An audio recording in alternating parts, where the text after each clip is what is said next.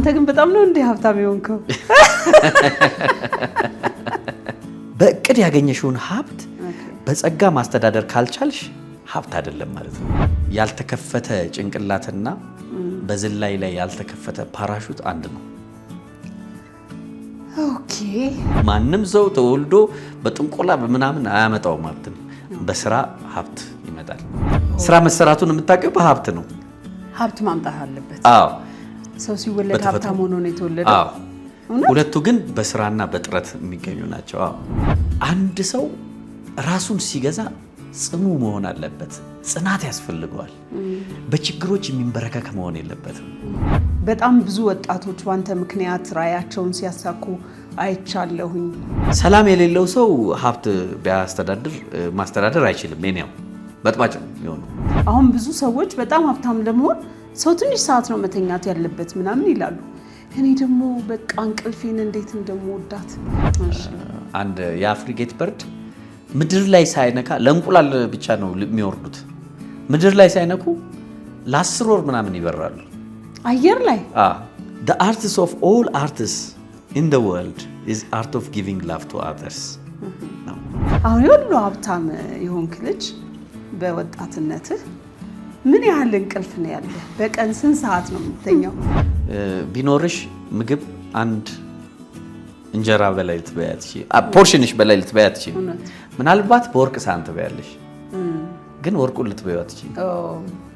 ደግሞ አንተ በደንብ ሀብታም ስለሆንክ በጣም ሀብታም ስለሆንክ እናዳምጣለን። ምክንያቱም 4 ሰዓት ማክሲመም በሰራ ነው ስራ የምትሰራ። ስቴፕ ባይ ስቴፕ ነው። መጀመሪያ አእምሮን ታድሻለሽ፣ ከዛ አካልን ታድሻለሽ። እንደዚህ እያልሽ ነው የምትሄጂው። ዛሬ ያወራነው ወሬ ባይዘው መጽሐፍ ነው። መጽሐፈ ቢጃይ ብዬዋለሁ። እቺ ችግር የሞላባት ዓለም፣ የተለያዩ በርደን የሞላባት ዓለም ላይ ያንን ሁኔታ አንተ ዋኝተህበት እንዴት ነው የምትወጣው የሚል አይነት በጽናት ማለፍ ማለት ነው። በጽናት ማለፍ። እናትሽ ሁል ጊዜ እንድትኖር ከፈለግሽ ሀገርሽ ሁል ጊዜ መኖር አለባት። ስለዚህ ሁሉም ሰው ባለሀብት መሆን ይችላል። we call it pathos ethos logos ሎጎስ ማግኘት ሲቀድም ያንን ጠንቅቆ መያዝ ያስፈልጋል። ማጣት ደግሞ ሲመጣ ተተኪው ማግኘት ስለሆነ በጽናት መጠበቅ ያስፈልጋል ማለት ነው። እና you are very lucky። እውነት ሀብት ነህ አንተ። በመርካቶ ተክለ ሃይማኖት ሱቅ በ3.3 ሚሊዮን ብር ሙሉ ክፍያ ከሜሪት ፕሮፐርቲስ በዱባይ ስታንዳርድ በላቀ ኮንስትራክሽን ፍጥነት ለገበያ ምቹ በሆነ ዲዛይን ያለምንም ተጨማሪ ክፍያ በኔት ኤሪያ ከ825 ሺህ ብር ቅድመ ክፍያ ጀምሮ በፉል ፊኒሽድ ማለትም የሴራሚክ ስራዎች፣ የበር፣ የመስኮት፣ የቀለም ስራዎች ጥንቅቅ አድርገን በአንድ ዓመት ጊዜ ውስጥ ቁልፉን እናስረክቦታለን። 11 ካሬ፣ 16 ካሬ፣ 22 ካሬ እንዲሁም የ32 ካሬ አማራጮችን ከግራውንድ እስከ 3ኛ ፎቅ ማግኘት ትችላላችሁ። ቀድሞ ለሚመጡ 10 ደንበኞች የ15% ልዩ ቅናሽ አዘጋጅተናል። የቀሩን ሱቆች ውስን ስለሆኑ ፈጥነው በ0982 58 7983 ይደውሉልን። ሜሪት ፕሮፐርቲስ። ሰላም ጤና ይስጥልን። የተወደዳችሁ የፕሮግራማችን ተከታታዮች እንግዲህ ጣፋጭ ወግ የተሰኘ ፕሮግራሜን ጀምሬላችኋለሁኝ። ለዛሬ እንግዳ አድርጌ ይዤ የቀረብኩት በጣም ለበርካቶቻችሁ እንግዳ አይደለም፣ አዲስ አይደለም። በጣም ብዙዎቻችሁ ታውቁታላችሁ። ከማስተዋወቀው ብታዩት ይሻላል። ይሄው እንግዳዬ ኢንጂነር ቢጃይ ናይከር። ሌላም ስም አለው አይደል? መሀል ላይ አቶ ቢጃይ ናይከር። አቶ ይሻላል። ኢትዮጵያዊ ነው። እንደ አሪፍ ነገር እኮ ነች አቶ። አንተ ግን በጣም ነው እንደ ሀብታም የሆንከው። ኤሚዬ በጣም የዛን ጊዜ እንደዛ ስትልህ በደንብ ያየው የዛለታ ነው። የሚገርምህ በጣም ብዙ ሚዲያ ላይ ቀርበሃል እና እንዳጋጣሚ ያላየዋቸውም ነበር። ከዛ የሆነ አጋጣሚ ያው የነገርኩ አጋጣሚ በዛ ምክንያት ስላንተ እንትን አልኩኝና ሳዳምጥ ምን ስል በጣም ብዙ ኢንተርቪው ነው የሰጠው። ኦልሞስት እውቀትህን መሬት ላይ እንዳለ አንጠፍጥፈህ ለሁሉም ለመስጠት ሬዲ የሆንክ አይነት ሰው ነህ እና እንኳን ደህና መጣህ ዛሬ ወደ ጣፋጭ ወግ። እንኳን ደህና ቆየሽኝ። እስቲ የኔን ፕሮግራም አይተህ ተከታትለህ ታውቃለህ? ኦፍ ኮርስ እንደ ፌመስ ነሽ እኮ። ኧረ ተው ቢጂ አሁን በጣም ብዙ ሰዎች የሚያውቁ አንተን ሲያስቡ ሀብታም ሆኖ ግን የለመድናቸው አይነት ሀብታም አይመስል በጣም ቀላል ሁሉም ሰው ጋር የሚገናኝ ከሁሉም ሰው ጋር ጓደኛ የሆነ ነጠላ ጫማ አድርጎ የሚሄድ ጸጉሩ ምናምን በቃ እንደተፈጠረ እንደተወለደ እንደሱ አይነት ነገር ነው። ሆነ ብለህ ነው እንደዚህ አይነት ስታይል ያስከው? አዎ አክቹአሊ እኔ አሁን ሀብታም ነኝ ብዬ እንትና ራሴን አይደንቲፋይ አላደረገው። ምክንያቱም ምንድነው ሀብት ብዬ ሳይ መብላት መልበስ መኖር ነው። ሀብት ግን ጸጋው ነው ያለኝ፣ ሰላም አለኝ፣ ፍቅር አለኝ፣ ርህራሄ ለአካባቢ ርህራሄ አለኝና ያ ነው ባለጸጋ የሚያደርገኝና ባለጸጋ ነኝ ባለሀብት ከምል የትኛው ነው ባለሀብት የሚያሰኘኝ ብዬ ሳስበው ያ አይደለም። ይሄኛው ግን ሞር ባለጸጋ ያደርገኛል። ስለዚህ ራሴን ባለጸጋ ብዬ አይዴንቲፋይ ባደርገው ብለየው ይሻላል። አይ እሱ እንኳን ሁሉም ሰው ሀብታም ሊሆን ይችላል ብለህ ታስባለህ? ያ ምክንያቱም ሀብት የእቅድና የልፋት ውጤት ነው።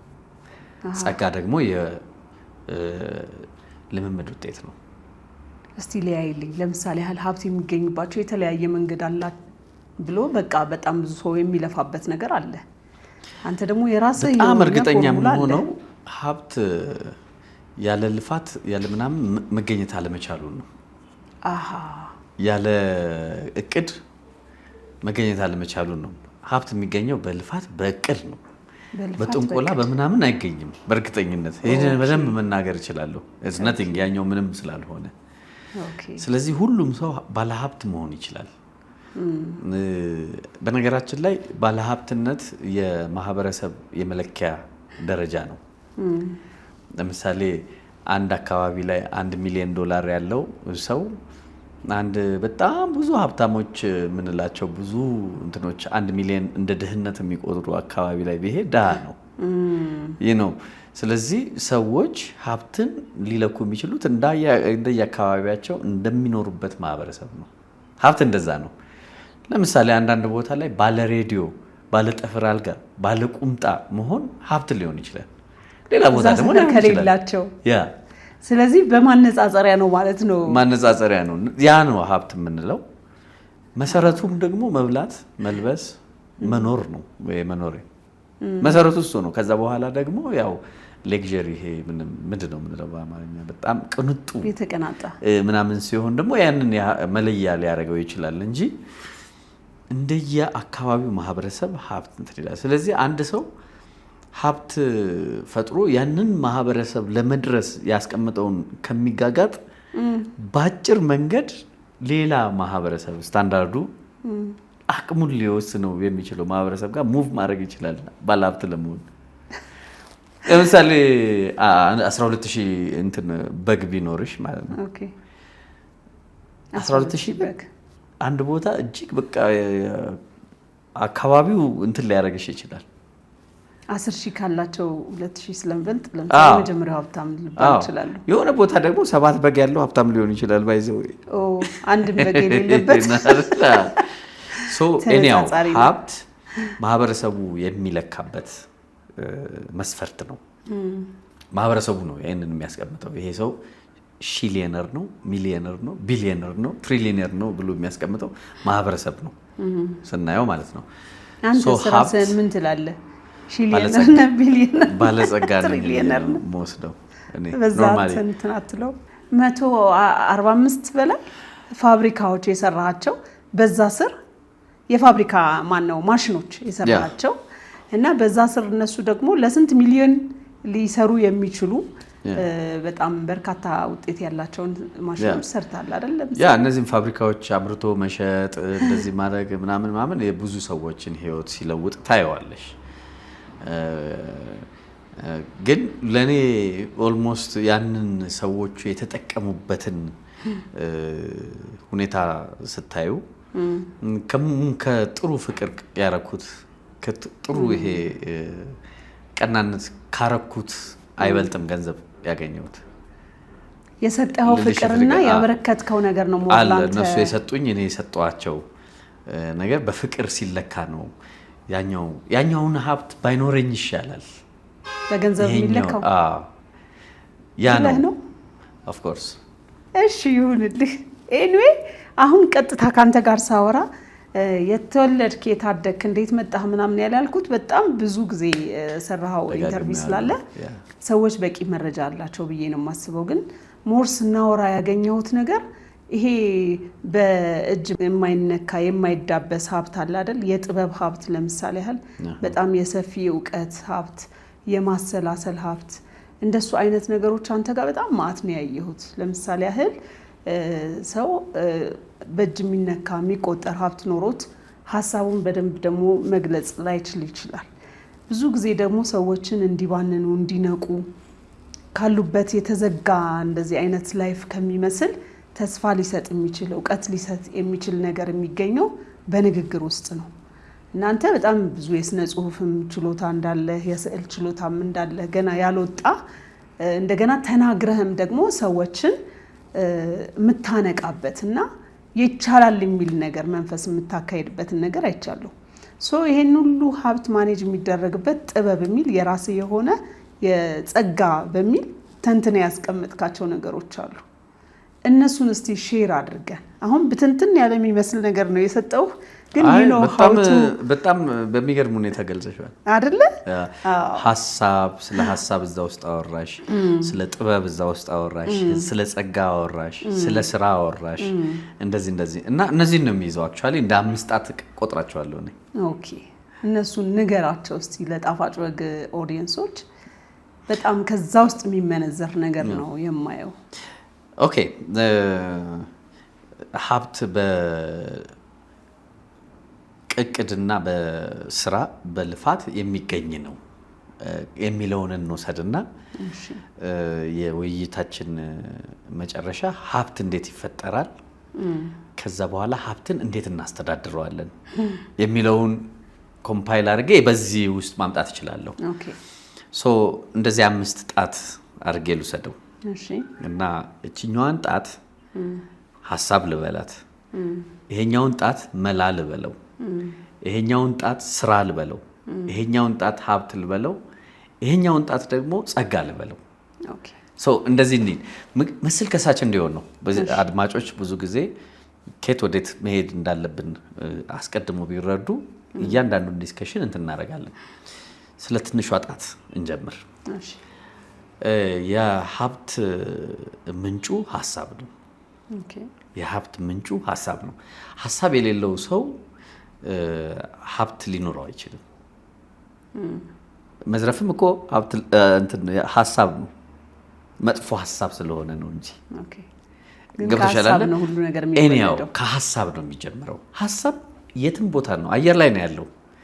ነገር ግን ሀሳብ እንደ ጽንስ ጭንቅላት ውስጥ ይፈጠራል።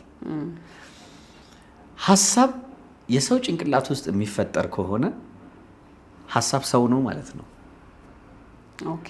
ያለ ሰው መፈጠር አይችልም ማለት ነው። ልክ እንቁላልና ስፐርም አንድ ላይ ሆነው የሰው ማህፀን ውስጥ እንደሚያድጉት ሁሉ ሀሳብ የሚዳብረው የሚያድገው በሰው ጭንቅላት ውስጥ ነው።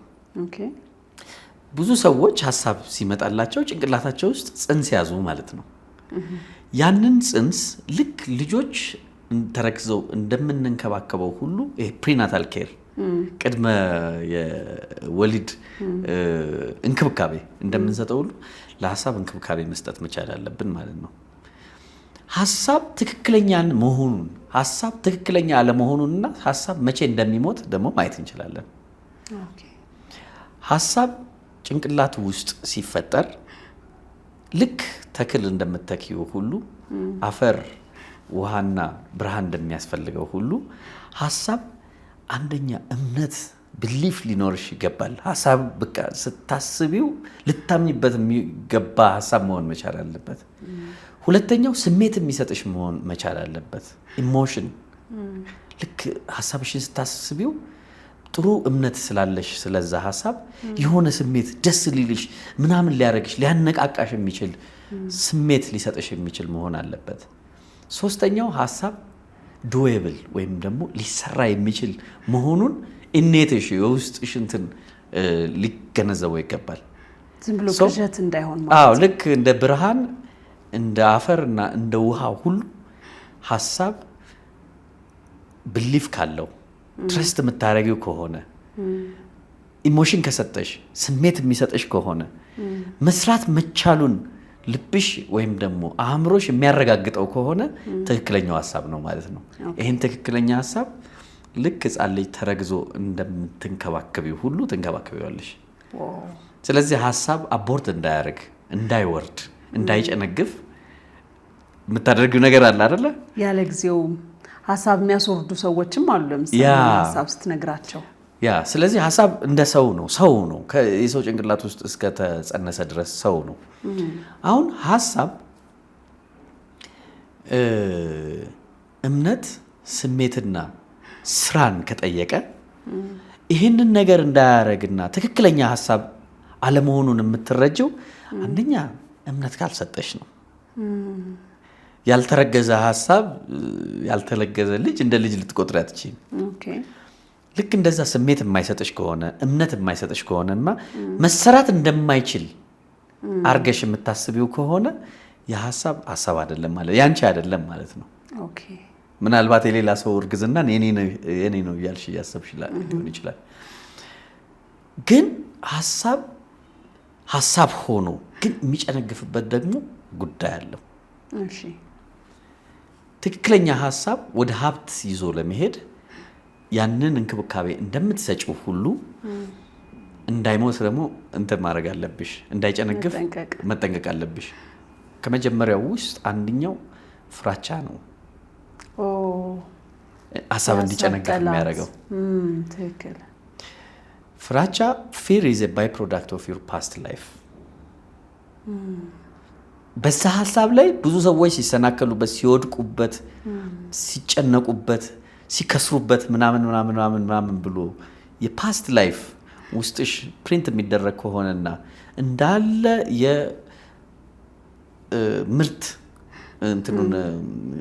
የምርት ቤትሽን ወይም ጎተራሽን የሚሞላው ከሆነ ፍራቻ ምርት ማስቀመጫ ቦታ ስለማይኖርሽ ግርድ የሞላው ይሆናል ማለት ነው። አንዱ ፍራቻ ነው። ብዙ አይነት ፍራቻዎች አሉ። እከሌ ሲከስር ነበረ፣ እከሌ እንደዚህ ሆኖ ነበረ፣ እከሌ በቃ በእንትኖች ምክንያት እንደዚህ መስራት አልቻለም፣ ንግድ ፍቃድ አውጥቶ እንደዚህ ሆኗል ምናምን የሚነግርሽ ከሆነ አንደኛው ሐሳብን ያጨነግፋል ማለት ነው። ስለዚህ ውስጣችን የሚፈጠረውን ሐሳብ ሊያጨነግፍ የሚችለው አንዱ ፊር ነው ማለት ነው፣ ፍራቻ። እሱን ኦቨርካም የምናደርገው እንዴት ነው? ፍርሃታችን መጀመሪያ ለሰው ከመንገሩ በፊት ራሱ ውስጡ ያለ ፍርሃትና እንዳልከው የትላንትና የገጠመው ገጠመኝ ወይ ከሰዎች የተማረው ነገር ነው አይደል? እንዲህ ወደ ኋላ የሚጎትተው ያንን እንደዚህ ጥሶ መሄድ የሚችለው እንዴት ነው?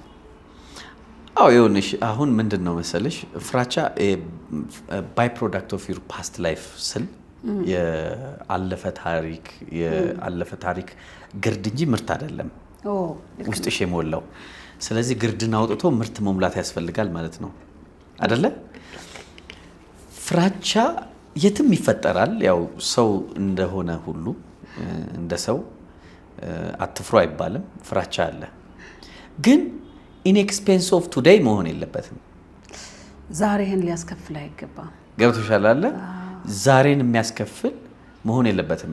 ፓስት ኢዝ ላይክ ላይብረሪ፣ አላፊ ላይብረሪ አርገሽ ውሰጂውና ያ ላይብረሪ ሪፈር ታደርጊዋለሽ እንጂ ለአሁኑ ሊሆን አይገባውም። ግርጃ ሊሆን አይገባውም። መጋረጃ ሊሆን አይገባውም። ሁለተኛው ፊውቸር ነው። ይሄ ቬግዩሊ አንኖን ፊውቸር፣ እቅድ የማታረጊበት ግን ሁልጊዜ የሚያስፈራራሽ ፊውቸር ነው አንዱ ሌላ ፍራቻ። ኢን ኤክስፔንስ ኦፍ ቱዴይ ቬግዩሊ አንኖን ፊውቸር ላይ ወሪ ማድረግ እንደሌለብሽ ነው የምታየው። ስለዚህ ዋት ዩ ሃቭ ኢዝ ቱዴይ፣ ያለሽ ዛሬን ብቻ ነው ስትዩ። እንደው አንዳንድ እንትኖች ብነግርሽ ዛሬን the art of living now፣ ዛሬን የመኖር ጥበብ።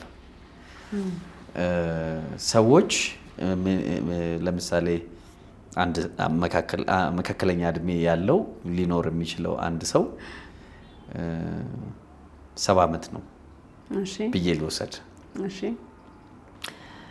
አንድ ሰው በሁለት ግድግዳዎች መካከል between two walls ነው የመጣው። የመጀመሪያው ግድግዳ በር ነው አለው ተወልደሽ ወደዚህ ዓለም የምትመጪበት። ሁለተኛው ግድግዳ ደግሞ የሚወጣበት ነው የሚሞትና ወደዛኛው የሚኖርበት። 25550 ስልሽ ጭንቅላትሽ ውስጥ ምን ይመጣል? ምንድን ናቸው? ይሄ ነው 70 ዓመትን ብታካፊው ለ365 ቀን ምናምን ብታረጊው እነዚህ ቀኖች ናቸው። 25000 ምናምን የአንድ ሰው ህይወት 25000 ምናምን ቀን ነው ማለት ነው። እስካሁን የመጣሽበትን እድሜ ቀናቶችን ቀንሽና የቀረሽን ደግሞ እንትን በዩ። እስካሁን የመጣሽበት እድሜ ፍራቻና የተለያዩ ነገሮች የሚሰጡሽ ከሆነ የቀረው እድሜ ግን ያንቺን ስላልሆነ ለምን ትፈሪዋለሽ? አልነካውም። ያንን ያህል ላትሄጂም ትችያለሽ። ኦኬ እኛ 70 ቀን ብለን ሊሚት አደረግ ነው እንጂ ኦልሞስት ያንቺ አይደለም። ቀጥሎ ያለው ቀናቶች ያንቺ የሆነው የዛሬው ብቻ ነው፣ ዛሬና አሁን። ስለዚህ አርት ኦፍ ሊቪንግ ቱዴይ ኤንድ ሂር አሁንና እዚህ ጋር ቦታና ጊዜ ነው የሚጠቅሰው። የመኖር ጥበብ የአሁኗን የመኖር ጥበብ ነውና ቬጊዩሊ አንኖን ፊውቸር ላይ ወሪ ማድረግ እንደማይጠበቅና ቬጊዩሊ ማለት በጣም ማታቂው ፊውቸርሽ ሲሆን ማታቂው ፊውቸርሽ ላይ ወደፊት ላይ መጨነቅና መፍራት ሳይሆን ወይም ደግሞ ያለፍሽበት ታሪክ እንደ ላይብረሪ የሚጠቅምሽ እንደ ሪፈረንስ የሚጠቅምሽ ታሪክ ላይ መጨነቅ ሳይሆን ስለ ዛሬው ነው መጨነቅ ያለብሽ ማለት ነው። ስለዚህ ዛሬው ስትጨነቂ የሚያስፈልግሽን ታውቂዋለሽ። ኦኬ የሚያስፈልግሽን ብታውቂው ስለ ዛሬ እጅግ አንቺ ከምታስቢው በጣም አንሶና በጣም ቀላሉ ሊሆን ይችላል። ሶ ፍራቻን ከውስጥ ማስወገድ ባይቻልም መቀነስ ይቻላል ማለት ነው። ማን ኢዝ አዌር ኦፍ ሂዝ ኦውን ኢምፐርፌክሽን ባይ ዘ ዌይ። ሁላችንም የኛን እጥረት ጉድለት እናውቀዋለን፣ እንገነዘበዋለን፣ ውስጣችን ያለውን ማለት ነው። ኤክሳይትድ አባውት ፓስት ሁልጊዜ በእንትኑ እንነቃቃለን። ፓስት ላይ ባሳለፍነው ነገር ሁሌ ትላንት ከዛሬ የተሻለ አሪፍ ይመስልናል አይደል? ስንኖረው ግን ለምሳሌ ዛሬ ትላንትና ላይ ሆነን የጠበቅነው ነገ እኮ ነው አይደል? በቃ ነው ግን ልክ እንደው ነገ በደረሰ የምንለው ዛሬ ላይ ቁጭ ብለን ትላንት ከሁሉ በላይ አሪፍ ቀን ያሳለፍን ይመስልናል አይደል? እና ቬጊዩሊ ወሪድ አባውት ሂዝ አንኖውን ፊውቸር። የማያውቀው ፊውቸሩ ምናምን ይጨነቃል፣ ይፈራል ምናምን በት ሁለቱንም ኢን ኤክስፔንስ ኦፍ ቱዴይ ወርዝ አያደርግም። ገብቶሻል? ዛሬን እስካልኖርሽ ድረስ ዛሬን በሰላም ዛሬን በፍቅር ዛሬን በመገለጥ ዛሬን በነፃነት ዛሬን በርህራሄ ዛሬን ምናምን እስካልኖርሽ ድረስ የፓስቱና የፊውቸሩ ምንም እንትን አይደለም። ፊውቸር ላይ ማቀድ ጥሩ ነው፣ ግን በማይጨበጥ የወደፊት እንትን ላይ መጨነቅ ግን ኦልሞስት የዛሬውን ኤክስፔንድ ማድረግ ነው ማለት ነው። ዛሬ ትልቅ ሀብት ነው ማለት ነው፣ በእጅ የተያዘ እርግጠኛ የሆነ ሀብት። እሱን የምናባክነው ነው በዛ በትላንትና ነው። ይህን ስታስቢው ስለ ፍራቻ ያለሽ ጥሩ ፒክቸር ጥሩ ምስል ይገለጣል ማለት ነው። ስለዚህ ፍራቻ ውስጥን በግርድ መሙላት ሳይሆን በምርት መሙላት የሚለውን እንወስዳለን። ስለዚህ አንዱ እሱ ነው። ሀሳብ ላይ ማለት ነው። ሀሳብን ከሚገሉት ነገሮች ውስጥ ፍራቻ አንዱ ነው። ሁለተኛው ሀዘን ነው። ሳድነስ ሀዘን ጥሩ ገነት ውስጥ ቁጭ ብለሽ ጥሩ ፊት ለፊትሽ ቆንጆ አበባው፣ ቅጥሩ፣ ወንዙ፣ ጫካው የሚያምር መስክ ላይ ቁጭ ብለሽ ነገር ግን ፊት ለፊትሽ ትልቅ መጋረጃ መኖሩን አስቢ። ያንን መጋረጃ ብትገልጪ ያኛውን ታያለሽ። ሀዘን ማለት እንደዛ ነው። ሀዘን እንደዛ ነው ምልሽ። በጣም ጥሩ የሆነ ነገር ማየት ሲገባሽ ወርዝ የሚያደርግሽ እሱ ሲሆን ፊት ለፊትሽ መጋረጃ ስታደርጊ ያንን ነው። ስለዚህ ሀዘን ተፈጥሯዊ ነው። ነገር ግን ፍጹም ሀዘን ውስጥ መግባት ግን አግባብ አይደለም እና ሀሳብሽ አቦርት እንዲያደርግ ሀሳብሽ እንዲሞት ያደርጋል። ሀዘን ውስጥ ያለ ሰው የስራ ሀሳብ ማውጣት አይችልም። ፍራቻ ውስጥ ያለ ሰው የስራ ሀሳብ ማውጣት አይችልም። ሶስተኛው እንዴት ነው መናደድ፣ አንገር። እሱ ማለት ደግሞ ይኸውልሽ አንድ ቮልካኖ ይሄ እሳተ ገሞራ ታውቂያለሽ አይደል? ሁልጊዜ ይፍለቀለቅና አፍ ጋር ደርሶ ይመለሳል። ይፍለቀለቅና አፍ ጋር ደርሶ ይመለሳል። ከአፍ ካለፈ ግን በቃ ያወቃለታል። እንዴት እንደዛ ነው? ገብቶሻል? ሰዎች ይናደዳሉ፣ ይመለሳሉ። ተፈጥሯዊ ነው። ያቺን ገደብ ካለፉ ግን ያው መመለስ አይችሉም አይደለ? ንዴት ውስጥ ፍጹም ንዴት ውስጥ ቁዘማ ውስጥ እንደዚህ ያለ ሰው ሐሳቡን ያጨናግፋል። ሐሳቡን መንከባከብ አይችልም። ሐሳቡ በደንብ ተወልዶ እንዲያድግ ማድረግ አይችልም። ፍሬያማ እንዲሆን ማድረግ አይችልም። መንከባከብ አይችልም። ያ ማለት አሁን ሐዘን፣ ንዴት፣ ፍርሃት እነዚህ የምንላቸው እኮ በእርግዝና ላይ መድኃኒት መውሰድ፣ አልኮል መጠጣት፣ ሲጋራ ማጨስ እንደማለት ነው። ዋው! ስለዚህ አንድ ሐሳብ ያለው ሰው መወለድ ያለበት መልካም ሐሳብ የያዘ ፍርሃት ካለበት ይሄኛው አይነት እንደዚህ ካለበት ይሄንን ያመጣል። ሐሳቡ ይጨነግፋል። ሌላው ስንፍና ነው። ስንፍናም የሐሳብ መጨንገፊያ አንዱ መንገድ ነው ማለት ነው። ፍርሃት፣ ሐዘን፣ ስንፍናን ይዘናል። እሺ፣ ፍርሃት፣ ሐዘን፣ ንዴት፣ ስንፍና እነዚህ ያጨነግፋሉ ማለት ነው። ልክ እንደዚህ ነው። ስለዚህ ሐሳብ በአእምሮ ውስጥ ሲተከል እንደ ብርሃን እምነት ሲያስፈልግ፣ እንደ ውሃ ኢሞሽን ስሜት ሲያስፈልግ፣ እንደ ዱዌብል ከታች አፈር ሲያስፈልግ ይለመልማል ማለት ነው። ሐሳብ ትክክለኛ ሐሳብ መሆኑን በእነዚህ መለካት ይቻላል። እነዚህን ያጣ ሐሳብ በጠቅላላ ወደፊት አያራምድም ማለት ነው። አትክልት ጨው እንደማይፈልገው ሁልጊዜ ጨው ደግሞ ካለው አንዱ የአትክልቱ የመጠውለጊያ የመክሰሚያ እንትን ነው፣ መንስኤ ነው። አይደረግም ለካ አትክልት ላይ በጣም ያ።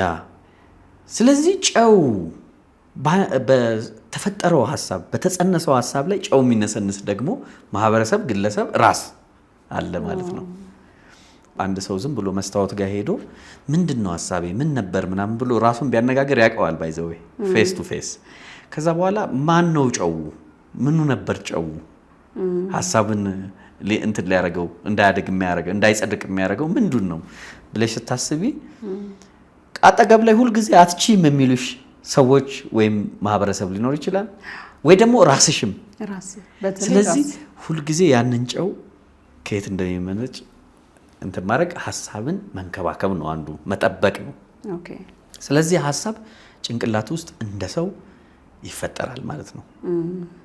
ገብቶሻል አይደል? ያ በደንብ ያንን ነው እንግዲህ ተንከባክበሽ ጥሩ ስሜት ከሰጠሽ፣ ጥሩ እምነት ካለሽ፣ የሚሰራ መሆኑን ካረጋገጥሽ የሐሳብ ይጎለብትና 9ኛው ወር ላይ ይደርሳል ማለት ነው። ገብቶሻል አይደል? አሁን እናት እዚህ ጋር አንድ ትልቅ ነገር ያስፈልጋታል።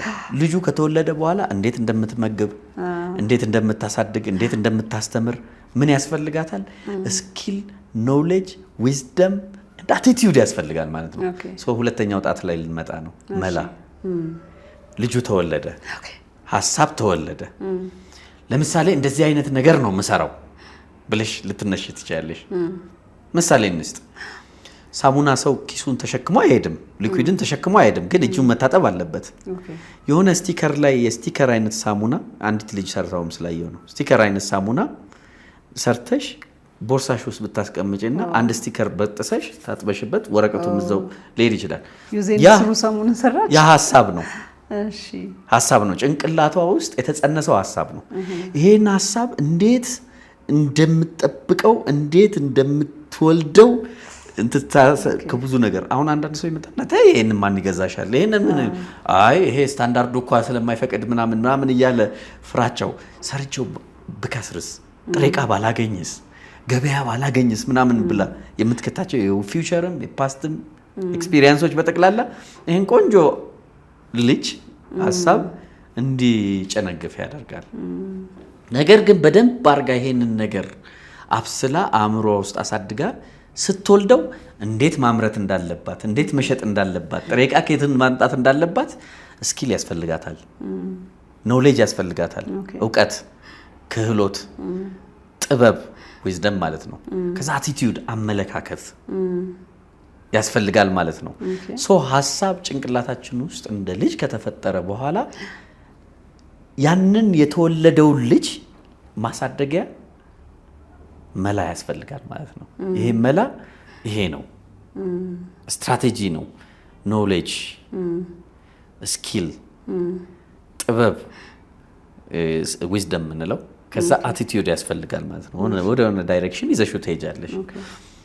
ሶ ከስኪሎች በጠቅላላ ሌሎቹን እንትን ላድርግና ከስኪሎች በጠቅላላ ትልቁ ስኪል የሚያስፈልገው ለሐሳብሽ ኮሚኒኬሽን፣ ተግባቦት፣ ኔትወርክ፣ ትስስር እና ሪሌሽንሺፕ፣ ግንኙነት። እነዚህ 3ቱ ስኪሎች ያስፈልጋሉ። አንዱ ውስጥሽ የተፈጠረውን ሐሳብ ለሌላ ሰው ለገበያ እንዴት ነው የምትገልጪው ነው። አንዳንድ ሰው ሐሳቡን መግለጽ ይፈራል። በቃ የሆነ ሰው ምን እንትን ቢያጣጥልብኝስ፣ ምን ቢያደርግብኝስ። ሌላው ጥሩ ሆኖ ደግሞ ስኪል ከማጣቱ የተነሳ ኖሌጅ ከማጣቱ የተነሳ እንትን ነው የኔ ልጅ የው ጎበዝ እንደዚህ የሚራመድ ምናምን ብለሽ ለመግለጽ ምን ያስፈልጋል? ስኪል ያስፈልጋል። we call it communication skill። አንድ ሰው ውስጡ ሐሳብ አሁን ያቺ ልጅ የሳሙና ሊፍሌት ሰርታለች እና ያንን ለመግለጽ ብትፈልግና ለማርኬቱ ለሽያጭ ገለጻ አለ፣ ኢንቨስተር ፍለጋ ገለጻ አለ፣ የፋይናንስ ገለጻ አለ እና የመሳሰሉት ነገሮች ሊኖሩ ይችላሉ። የመጀመሪያው ኮሚኒኬሽን ነው። የመጀመሪያው ኮሚኒኬሽን ላይ እኔ ብዙ ጊዜ ወጣቶችን የምመክረው ሐሳቦቻችሁ ለሌላ ሰው ስትገልጹ መጀመሪያ ስለ ኦዲየንሱ ነው የምታወሪው። ታርጌት ኦዲየንሳችሁ ነው አውቃችሁ ስለሱ ነው የምታወሪው። ማድነቅ ሊሆን ይችላል ምናምን። ከዛ በኋላ ስሜቱን መውሰድ። እኔ ብዙ ጊዜ በማርኬቲንግ የሰው ጭንቅላት አትግዙ ልብ ግዙ ነው የምለው። የሰውየውን ልብ መጥባት፣ የሰውየውን ልብ እንትን ማድረግ። ሁለተኛው ስለ ራሳችሁ ክሬዲቢሊቲ ያወሩ ነው። ይሄ ምንድነው? ታማኝነት። ሶስተኛው ስለ ስራው ሎጂክ አውሩ ነው። ሎጂካል የሆነ አሁን ለምሳሌ የምትሰሪው ነገር ኢሞሽናል አርጉት ስትል ሰምቻለሁ። አንድ ልጅ ትሬን ስታረጋት ኢሞሽኑን የሚነካ ነገር ነው መሸጥ እንጂ ያንቺ የምትሰሪው በርገር ምናምን አይደለም። ሰው ሊገዛ የሚመጣው ኢሞሽኑ ነው። ከዛ ጋር በተያያዘ የፈጠርሽበትን ኢሞሽን ነው ስትል ሰምቻለሁ። እናቶች እንዴት ሲጣፍጥ እስቲ ብሉት ምናምን ሲሉ ነው መጣፈጡን ምናምን ነው እንትን ውስጥሽ እየፈጠሩ ያሉት እንጂ ስለ ምግቡ አይደለም። ምግቡ በጥሩ ጤፍ ተሰርቶ በጥሩ እንትን ሳር በልበላች በግ ወጡ ተሰርቶ ምናምን ከምትይ ይጣፍጣል ብሉ እስቲ በጣም ቆንጆ እኮ የእናት እጅ ነው እኮ ምናምን ስትይ እንትን ነው ያደርጋል። የእናት ጓዳ የሚባሉ ቤቶች አሁን ብዙ ጊዜ አይመስሉ እና ፒቺንግ አንዱ ስኪል ነው ማለት ነው። ይሄ ልጅሽ ከተወለደ በኋላ ሐሳብሽ ከተወለደ በኋላ ሐሳብን ለሌላ ሰው ግልጽ በሆነ ስሜት በሚነካ መልኩ ማስተላለፍ ነው። አንዱም ኖርማሊ መሰረታዊ እንኳን የኮሚኒኬሽን ስኪል ብንወስደው we call it pathos ethos logos። pathos ethos logos what does it mean? አሁን ለምሳሌ አንደኛው ኢሞሽን መፍጠር ነው፣ ንግግርሽ ውስጥ ስሜትን መፍጠር ነው። ሁለተኛው ደግሞ ክሬዲቢሊቲ ወይም ተቀባይነትን መፍጠር ነው። ሶስተኛው ደግሞ ሎጂክ መጠቀም ነው። ሎጂክ የሚሆን ነገር እንትን ማስቀመጥ ነው። ለምሳሌ አንድ ልጅ እንትን የተፈጥሮ ማዳበሪያ መስራትና መሸጥ ፈለገ። ገብቶሻል አይደል? አሁን ይመጣል ከኋላው ላይ ድርቅ ያለ ፋርም ወይም ደግሞ የገበሬ ማሳ እያሳየ ይገርማቸዋል። የኛ ሀገር የኛ ሰፈር ገበሬዎች እጅግ በጣም ይለፋሉ፣ ዘራቸውን ይበትናሉ፣ ግን ከዘራቸው ውስጥ የሚያገኙት እንትን በጣም ትንሹን ነው። ምክንያቱም ከውጭ ሀገር የሚመጣው የኬሚካል ማዳበሪያ ውድ ነው፣ አያገኙትም። ስለ እንትኑ ነው እያወራለ፣ ስለ ራሱ አይደለም የሚያወራው። እና ይገርማቸዋል አብዛኛው ገበሬ ልጁን ትምህርት ቤት የሚወስድበት የነበረውን ገቢ ነው የሚያጣው። ሃርቨስቱን አይሰበስብም፣ ምርቱን አይሰበስብም። በዚህ ምክንያት ይልና ይሄኛውን ከያዘ በኋላ ወደ ኢትዮስ ሲመጣ አንድ 5 ዓመት ሙሉ እንደ ባዮኬሚስት ያጠናሁት ብሎ ከኋላው የላቦራቶሪ ምስል ሊያስቀምጥ ይችላል ወር ምናምን። ስለዚህ ክሬዲቢሊቲ እየሰራ ነው እና ኬሚስት ነኝ እያለ ነው። 5 ዓመት ነው እያጠናው ያለሁት ምናምን እና ደግሞ 500 ገበሬኛ አካባቢ ምናምን አብረውኝ እንደሚሰሩ እና ክሬዲቢሊቲ ነው እየሰራ ያለው። ስለራሱ ነው እያወራ ያለው። ይሄንን ያወራ ይጨርስና ከዛ ሎጂክ ላይ ይመጣል። ይገርማል። አንተ አሁን እያንዳንዷን 1 ሚሊዮን ብር እኛ ላይ ኢንቨስት ብታደርግ በአመቱ መጨረሻ 4 ሚሊዮን ታገኛለህ። ያ ማለት ለእያንዳንዷ ብር 4 ብር በአመት መጨረሻ ታገኛለህ። ሎጂክ ነው። ይቻላል አይቻልም የሚለው ውስጥ ይከተቻል። ግን የመጀመሪያ ንግግሮቹን ስታይ የዚህ ልጅ የሰውየው ስሜት ነው የወሰደው። አካባቢውን አሳየው፣ ድርቀቱን ምናምን አሳየው፣ የገበሬውን ስቃይ አሳየው። ኢሞሽን ነው የፈጠረበት። ከዛ ሁለተኛው ክሬዲቢሊቲውን ነው የፈጠረው። ይሄን ነገር መስራት መቻሉን ነው እሱ ማን እንደሆነ። ሶስተኛ ሊሰራ የሚችል ወደ አእምሮ መለሰው ሰውየውን። የመጀመሪያ ብዙ ልቡን እንዲጠቀም ነው ያደረገው። ይሄ ሰውዬ እስቲ ቁጭ ብለን በደንብ እናወራ ይላል። ያለ መግዛት እድል አይኖርም። አንድ ሰው ሐሳቡን ሲገልጽ አሰልቺ ያደረገውና ገና ኢንትሮዳክሽን ሳይጀምር ሰውየው ጥሎት ይሄዳል። ኦኬ ይሄ ነው አይደለ? የወለድሽው ልጅ እንዴት አድርገሽ አጊጥሽ ሰው ፊት ማቅረብ የሚለውን ነገር ነውና ይሄ ልጅ ከተወለደ በኋላ ከሚያስፈልጉ ስኪሎች ውስጥ አንደኛው ተግባቦት ኮሚኒኬሽን ነው ማለት ነው። ኔትወርክ ስኪል ማለት በብዙ ጊዜ የምትኖሪበት አካባቢ ያንቺን ሐሳብ የማይገዛ ከሆነ ያንቺ አካባቢ አይደለም። ስለዚህ ሐሳብ የሚገዛ አካባቢ በደንብ አድርጎ ተጠንቅቆ መምረጥ ያስፈልጋል ማለት ነው። ሌላው ሪሌሽንሺፕ ነው።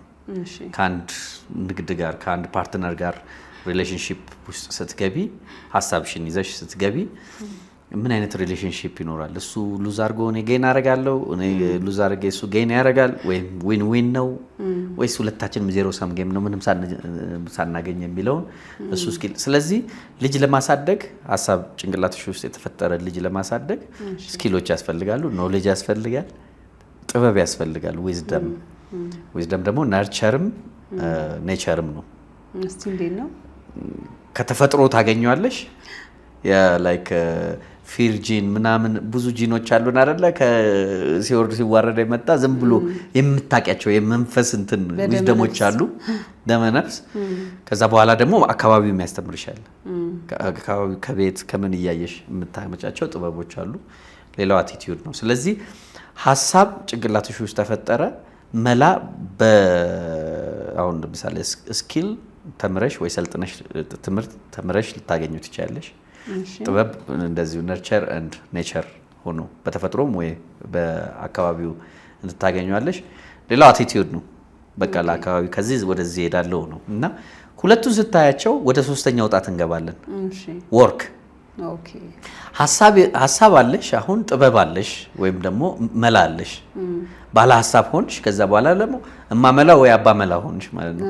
መላለሽ ግን ሁለቱን በተለያየ መልኩ ፓራለል አርገሽ ካላስቀምጥሻቸው ኢፈርትና አይዲያሽን መላውንና ሐሳብሽን አንድ ላይ ፓራለል አርገሽ ካላስቀምጥሻቸው ስራ አይሰራም ማለት ነው። ለምሳሌ ወርክ ኢዝ ኢኳልስ ቱ ፎርስ ታይምስ ዲስፕሌስመንት ፊዚክስ። ፎርስ እና ዲስፕሌስመንቱ አቅጣጫው በአንድ በኩል ካልሆኑ ፐርፔንዲኩላር ከሆነ ስራ ተሰራ አይቻልም። ሐሳብ ተሸክሞ መቆም ራሱ ስራ አይደለም፣ ወይ ሐሳብ ላይ መቆም ራሱ ስራ አይደለም። ፐርፔንዲኩላር ነው ማለት ነው። አመለካከትና አቲቲዩድሽን ወደሚወስደው መግፋት ያስፈልጋል ሐሳብን በዚህ ክህሎት፣ በዚህ ኖሌጅ፣ በዚህ ምናምን። ይሄ ሲሆን ስራ ተሰራ እንላለን። ስለዚህ አንድን ሐሳብ ከዚህ ወደዚህ ስትወስጂው ስራ ይሰራል። ስራ ደግሞ መሰራቱን ለመግለጽ ሪስክ መውሰድ ያስፈልጋል። አሁን ስራ ፈጣሪ ነው የምንለው። ሶስተኛው ጣት ስራ ፈጣሪ፣ ሐሳብ ፈጣሪ፣ መላ ፈጣሪ፣ ከዛ በኋላ ስራ ፈጣሪ ሆነ ማለት ነው። አንድ ሰው ስራ ሲፈጥር the safest flight from Addis to London not to fly አለመብረር ነው ሴፈስቱ። ግን እዛ አትደርሽም። ዓለም ላይ ሪስክ ከማይወስዱት የሚወስዱት የተሻሉ ናቸው። ስለዚህ ግን የተሰላ ሪስክ ካልኩሌትድ ሪስክ የምንለው መውሰድ መቻል አለባቸው። ስራን ከዚህ ወደዚህ ከሰራሽው በሪስክ ቴከር መሆን አለብሽ፣ ክሬቲቭ መሆን አለብሽ፣ ኢንተርፕረነር ለመሆን ፈጣሪ መሆን አለብሽ። ኢንተርፕረነር ለመሆን ስራን ከዚህ ወደዚህ ከወሰድሽ ስራ ከዚህ ወደዚህ የሄደበትን ፐርፎርማንስ ለመለካት ሀብት ነው የምትለኪው። አራተኛው ስራ መሰራቱን የምታውቂው በሀብት ነው። ሀብት ማምጣት አለበት። አዎ ዝም ብሎ ስራ ብቻ ውጤት የሌለው ከሆነ ግን አይሆንም። ስለዚህ ኦሪየንት ማድረግ ፕላን ካረግሽ ሀብት ፈጠርሽ ማለት ነው። ሶ ሀብትን በፕላን ወይም በእቅድ ማምጣት ይቻላል ማለት ነው። ከሀሳብ ጀምረሽ መላን አሰናስለሽ ከዛ በኋላ ስራ ሰራሽ። ስለዚህ ስራ የመሰራቱ የመጨረሻውን ፐርፎርማንስ የምትለኪበት በሀብት ነው። ሀብት ክሬት ማድረግ አለበት። አዎ 4 አይነት ሀብቶች አሉ። እሺ 2ቱ ተወልደን ነው የተሰጠን። ሰው ሲወለድ ሀብታም ሆኖ ነው የተወለደው። አዎ 2ቱ ግን በስራና በጥረት የሚገኙ ናቸው። አዎ ለምሳሌ ጊዜ ሀብት ነው። እሺ ጊዜ ለሁሉም ሰው የተሰጠው ጊዜ አለ። ቅድም እንደነገርኩሽ በሁለት ግድግዳዎች ወግ ቴጅና የሆነ ቦታ ደርሰሻልና ያ ጊዜ ኦልሬዲ በፍጥረት ተሰጥቶሻል። ሀብት ነው ማለት ነው። እያንዳንዱ ጊዜ ሀብት ነው። የሌላቸው አለ፣ ጊዜ የሌላቸው ሰዎች አሉ። ሁለተኛው ጤንነት ነው። ጤንነት ሀብት ነው። እውነት ነው። ጤንነት ሀብት ነው። ስለዚህ ሁሉም ሰው 2ቱ አለው። ስለዚህ ሀብታም ነው። እነዚህ 2ቱ ላይ ለመኖር ግን ጸጋ ያስፈልገዋል። እሺ እንዴት? አሁን 2ቱ ሀብት ከሆኑ ቀጥሎ 2ቱ የሚቀሩት ደግሞ ማህበራዊ ሀብት፣ ይሄ ሶሻል ቫልዩ፣ ታዋቂነት፣ ለምሳሌ የእድሩ ሊቀመንበር መሆን፣ የቁቡ ሰብሳቢ መሆን ምናምን ሰው ስላመነብሽ ነው ያንን የሚያደርገው። ሀብት ነው ማለት ነው። ብዙ ታዋቂ ሰዎች የሚሰበስቡት ለምሳሌ የእንትን ፈንድ መሰብሰብ ይችላሉ በቀላሉ አክሲዮን ማሻሻጥ። እንደዚህ ሀብት ነው። ይሄ የሚሰራው በጥንቃቄና በእቅድ ነው። ሶሻል ካፒታልሽን በእቅድ ነው የምታመጪው እንጂ በጥንቆላ ልታመጪው አትችይም። የሰው ሞዴል ስጠኝ ብለሽ ምናምን እንትኖች የሚሰሩትን ምናምን አትሄጂም። አይሰራም እሱ። እንትናቸውን ይቁረጡ። ምንድን ነው ተስፋቸውን ይቁረጡ። በጥንቆላ በምናምን የሚባል ምናምን ጅንጃንካ ሀብት አይመጣም። ኖርማሊ እንትንም አይደለም። ገንዘብ ሁሉ ሀብት ስላልሆነ ማለት ነው። አራተኛው ደግሞ ባንኩ ውስጥ ያለ ወይም ደግሞ ያለሽ አሴት ምናምን ሀብት ነው። ፋይናንሻል ዌልዝ እንለዋለን። አራተኛው ይሄም በእቅድና በስራ የሚመጣ ነው። በእቅድና በስራ። ስለዚህ የጊዜ ሀብት ታይም ዌልዝ፣ ከዛ የሄልዝ ዌልዝ የጤና፣ ከዛ ሶሻል ቫልዩ የማህበረሰብ ተቀባይነት፣ ከዛ ፋይናንሻል በፋይናንስ ነው። አሁን አንድ ቤት ቢኖርሽ ቤት ስንት ይገመታል? 20 ሚሊዮን ፋይናንሻል ሀብት ነው። ሶ ይሄ ነው። በጣም ወረደ ግን እነዚህ እንትኖችን 2ቱን ታያቸውና የፋይናንሻል እና የማህበረሰብ ሀብት ከምግብ ከመጠለያና ከልብስ አያልፉ። ከዛ በኋላ ሌክዠሪ ናቸው። ከዛ እያለፉ ሲመጡ ብዙ ሰዎችን እንዲታበዩ ያደርጋቸዋል። በሀብታቸው ሰው ይጨቁናሉ፣ በሀብታቸው ሰው ይገላሉ፣ በሀብታቸው በቃ ብዙ ነገር ያደርጋሉ። በሀብታቸው ልጆቻቸው ከሚሆኑ ልጆች በቃ ገብቶሻል አለ። ስለዚህ ሀብት ማግኘት በእቅድ ከሆነ ሀብቱ መጥቶ ደግሞ በእቅድ ያገኘሽውን ሀብት በጸጋ ማስተዳደር ካልቻልሽ ሀብት አይደለም ማለት ነው። ዩኒድ ቱ ሀብ ጸጋ ብሌሲንግ። አምስተኛው ጣት የሚያወራ ነው። የቢጃይ የራሱ የጸጋ ቲዮሪዎች ናቸው። የጸጋ ፍሬዎች ብለህ ያስቀምጣል። ልምድ ያው መቼም 47 ዓመቴ ነው እና ከዛ ውስጥ ግማሽ ዓመቱን ነግጃለሁ። ግማሽ ዓመቱን ያህል ነግጃለሁ እና በዚህ ውስጥ ያለውን የልምዴን ነው ለዚህ አካባቢ ሊሆን የሚችል ልምዴን ነው እና ከሀሳብ ተነስቼ መላዎችን እና ክህሎት ጥበብ ምናምን እንትን አድርጌ አንድ ላይ 2ቱን ይፈርት አድርጌ ስራ ሰርቼ ከስራ ደግሞ ሀብት ፈጥሬ ገብቶሻል። ከጊዜ ጀምሮ ጊዜን ነፃ ማውጣት እኮ ሀብት ነው። ለምሳሌ ስለ ቅጥር እናውራ። ብዙ ሰዎች እኮ ይቀጠራሉ። ቅጥር ማለት አንድ አጥር ማለት ነው። ቅጥር ግቢ ስትይ አጥር አይደለ? አንድ ሰው ቀጠረኝ ስትይ 8 ሰዓት ላይ በዛ ጊዜ ቀጥሮሻል። ጊዜሽን ወስዶታል። ጊዜህን የገዛው ወስዶታል። አይ ከሌ እኮ በ15,000 ብር በወር ቀጥሮኛል ስትይ በወር 15,000 ብር ቀጥሮሻል። ጊዜ ቅጥር ማለት በቃ ይሄ ነው። ስለዚህ የተቀጠረ ሰው እንግዲህ እንትን አለውና ግን ያንን ማላቀቅና ትርፍ ጊዜ ማግኘት ሀብት ነው ማለት ነው። 2 ቦታ 3 ቦታ ሊሰራ ይችላል ማለት ነው። የሆነ ሲስተም ክሬት አድርገህ አንተን ሳይጠይቅ እዛ ጋር ገንዘብ ጀነሬት እያደረገ ነው። አንተ ግን ታይም ፍሪደም አለ ማለት ነው በፈጠርከው። ያ ነው እንትን የሚያደርገው እና ሀብት እንደዚህ ነው።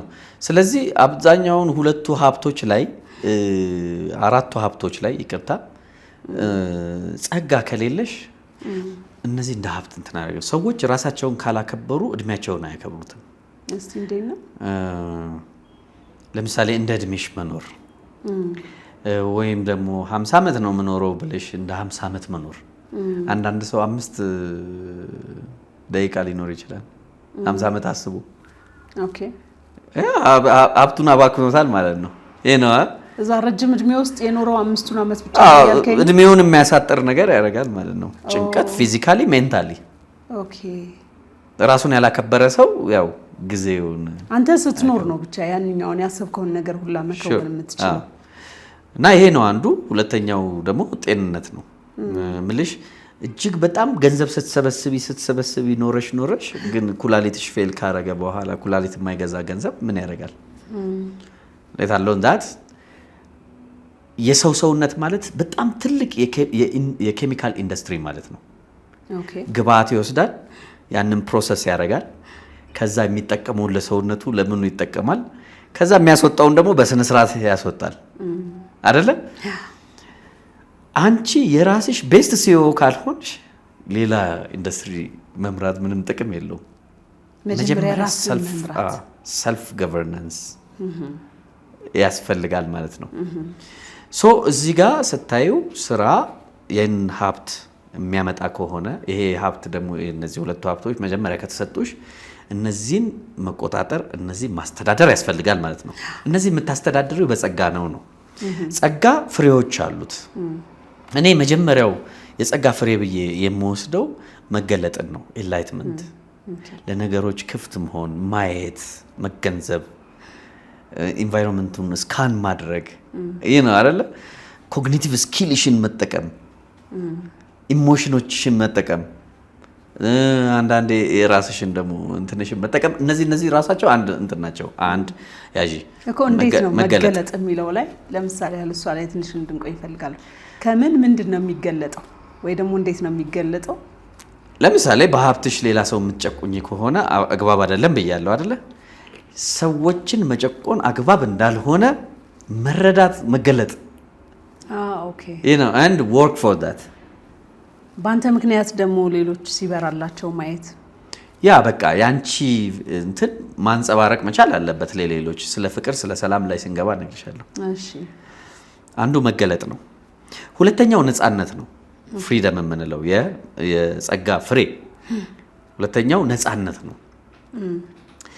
ስታወሪ፣ ስታስቢ፣ ስትሰሪ፣ ስታደርጊ ወዘተ ነፃነት ከሌለሽ በሆነ ነገር ከተሸበብሽ፣ በፍራቻ፣ በሐዘን፣ በንዴት፣ በተለያዩ ነገር ከተሸበብሽ ነፃነት የለሽም ማለት ነው። no more yourself። ነፃነት ከውጭ ነው ከውስጥ ነው የሚመጣው? ለምሳሌ ብዙ ጊዜ ሰዎች ነፃነት አካባቢያቸው ላይ ይፈልጋሉ ወይ ደግሞ ሌሎች እንደጨቆኗቸው ይፈልጋሉ። ነፃነትን ቢፈልጉም እንዳላገኙ እንትን ይላሉ። አንዳንዶች ደግሞ ጨለማ ውስጥ ሆነው ራሱ የራሳቸው ነፃነት አላቸው፣ እንደዚህ ፈንድቶ የሚወጣ ማንም ሊይዘው የማይችለው። አንተ የትኛው አይነት ነፃነት? እኔ ጸጋ በልምምድ ይገኛል ነው ቅድም ያልኩሽ። ለምሳሌ ሀብት በእቅድ እንደሚገኘው ሁሉ ሀብትን ለማስተዳደር ጸጋ ያስፈልጋል። ጸጋ ደግሞ በልምምድ ይገኛል ነው። ለምሳሌ ሁልጊዜ የመስጠት ልምምድ፣ ኮምፓሽን፣ ርህራሄ እያሳየሽ የምትሰጪው ነገር ተለማምደሽ እዛ ውስጥ ገበያለሽ፣ ሩህሩህ ነሽ ትያለሽ። ስለዚህ ፍሪደም እንደዛ ነው።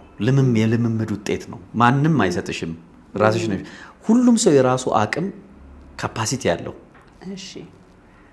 ሎክድ ሆኖ ነው ግን ያለው። ያንን ፈልቅቆ ማውጣትና ያንን መጠቀም፣ ያንን ካፓሲቲ መጠቀም አንዱ የነፃነት መገለጫው ነው። ልክ እንደ እንቁላል ራሷን ሰብራ መውጣት እንዳለባት ነፃነት ነው በቃ ይሄን ከዛ ኤክስፔክት ከውጪ ኤክስፔክት የምታረግ ከሆነ ማንም መቶ ከእንቁላል ያወጣ ኦኬ አንኳኩ ይከፈትላችኋል ከዛ ሌላ በር ይጠብቃል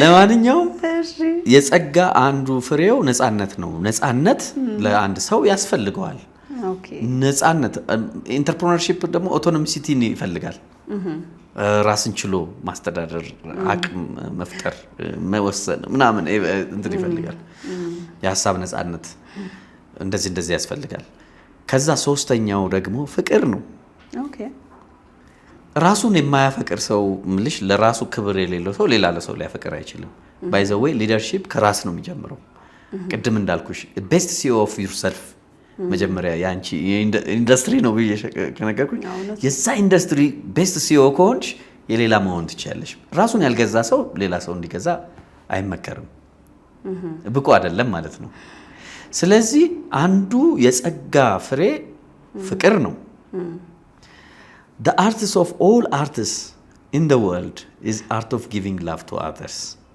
ነው የአርቶች ሁሉ የጥበቦች ሁሉ ጥበብ ምድር ላይ ለሌሎች ፍቅር መስጠት ነው እንደለማይ መጠየቅ ብቻ አይደለም እግዚአብሔርን መፍራት ነው ይላል አይደል የመጽሐፍ ቅዱስ እውነት ከዛ ግን እግዚአብሔር ደግሞ ፍቅር ነው እንዳልከው ፍቅር ነው ዋይዘው እግዚአብሔር ምልሽ በቃ ለሰው መስጠት ነው አሁን ጎረቤትሽን ሁሉ ጊዜ ሰላም በዩ እንደምትወጂው ንገሪው ምናምን በሆነ ጊዜ በቃ በደንብ እየተግባባችሁ ስትመጡ አትንገሪው የዚህን ጊዜ እንዴ ምን አድርጌሽ ነው ብሎ ይጠይቃልና በሰጠሽው መጠን ይመልሳል ሶ ብዙ ሰዎች ለማኞች ናቸው የፍቅር ለማኞች ናቸው የፍቅር እጥረት አጋጥሟቸው ማለት ነው ይለምናሉ ፍቅር እንዲሰጣቸው ሳይሰጡ እነሱ መስጠት ያለባቸውን ያህል ስላልሰጡ ግን ለማኝ ይሆናሉ ስለዚህ ፍቅር አንዱ የጸጋ ፍሬ ፍቅር ነው ኦኬ ሶ ፍቅር ያስፈልጋል ማለት ነው ሀብትን ለማስተዳደር ፍቅር ያስፈልጋል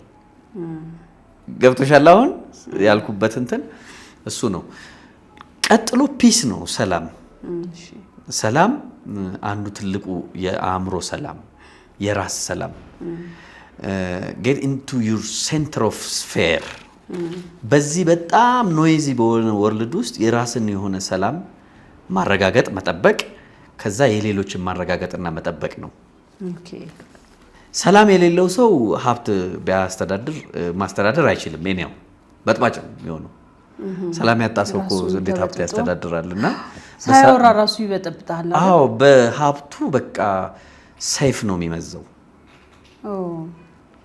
ፍቅርን ሊያመጣው አይችልም እና አንደኛው ኖይዚ በሆነ ወርልድ ውስጥ የራስን ሰላም መፈለግ አንዱ የብሌሲንግ አንዱ የጸጋ ፍሬ ነው ሰላም የራስን ሰላም ማረጋገጥ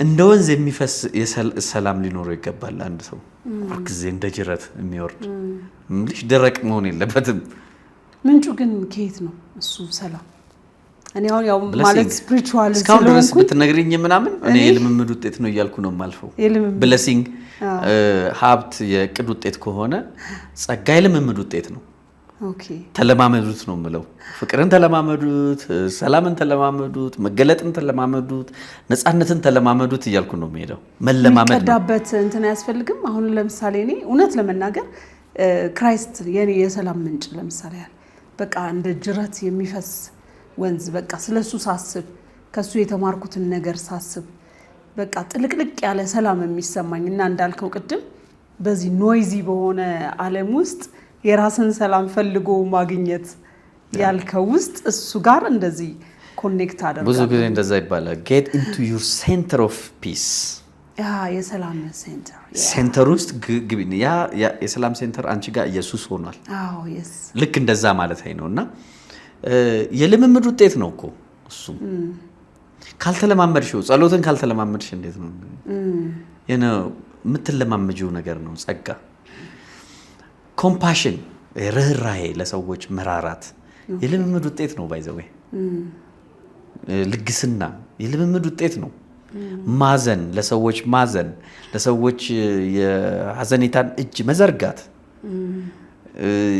የእርዳታ እጅ መዘርጋት ምናምን የልምምድ ውጤት ነው በነገራችን ላይ ስትለማመጂው ነው እንትን የምታደርጊውና እሱም እኔ ምሰሉ የሚለው ለመምሰል በምትሄደው መንገድ የግድ ልምምድ ያስፈልጋል። ከራስ ወጥተህ አንተ እየሞት እሱን እየመሰልክ መሄድ እና ይሄንን ነው የምንለውና ሐሳብ ያለው ሰው ሐሳቡን ጸንሶ እና ወልዶ በመላ ያሳድገዋል።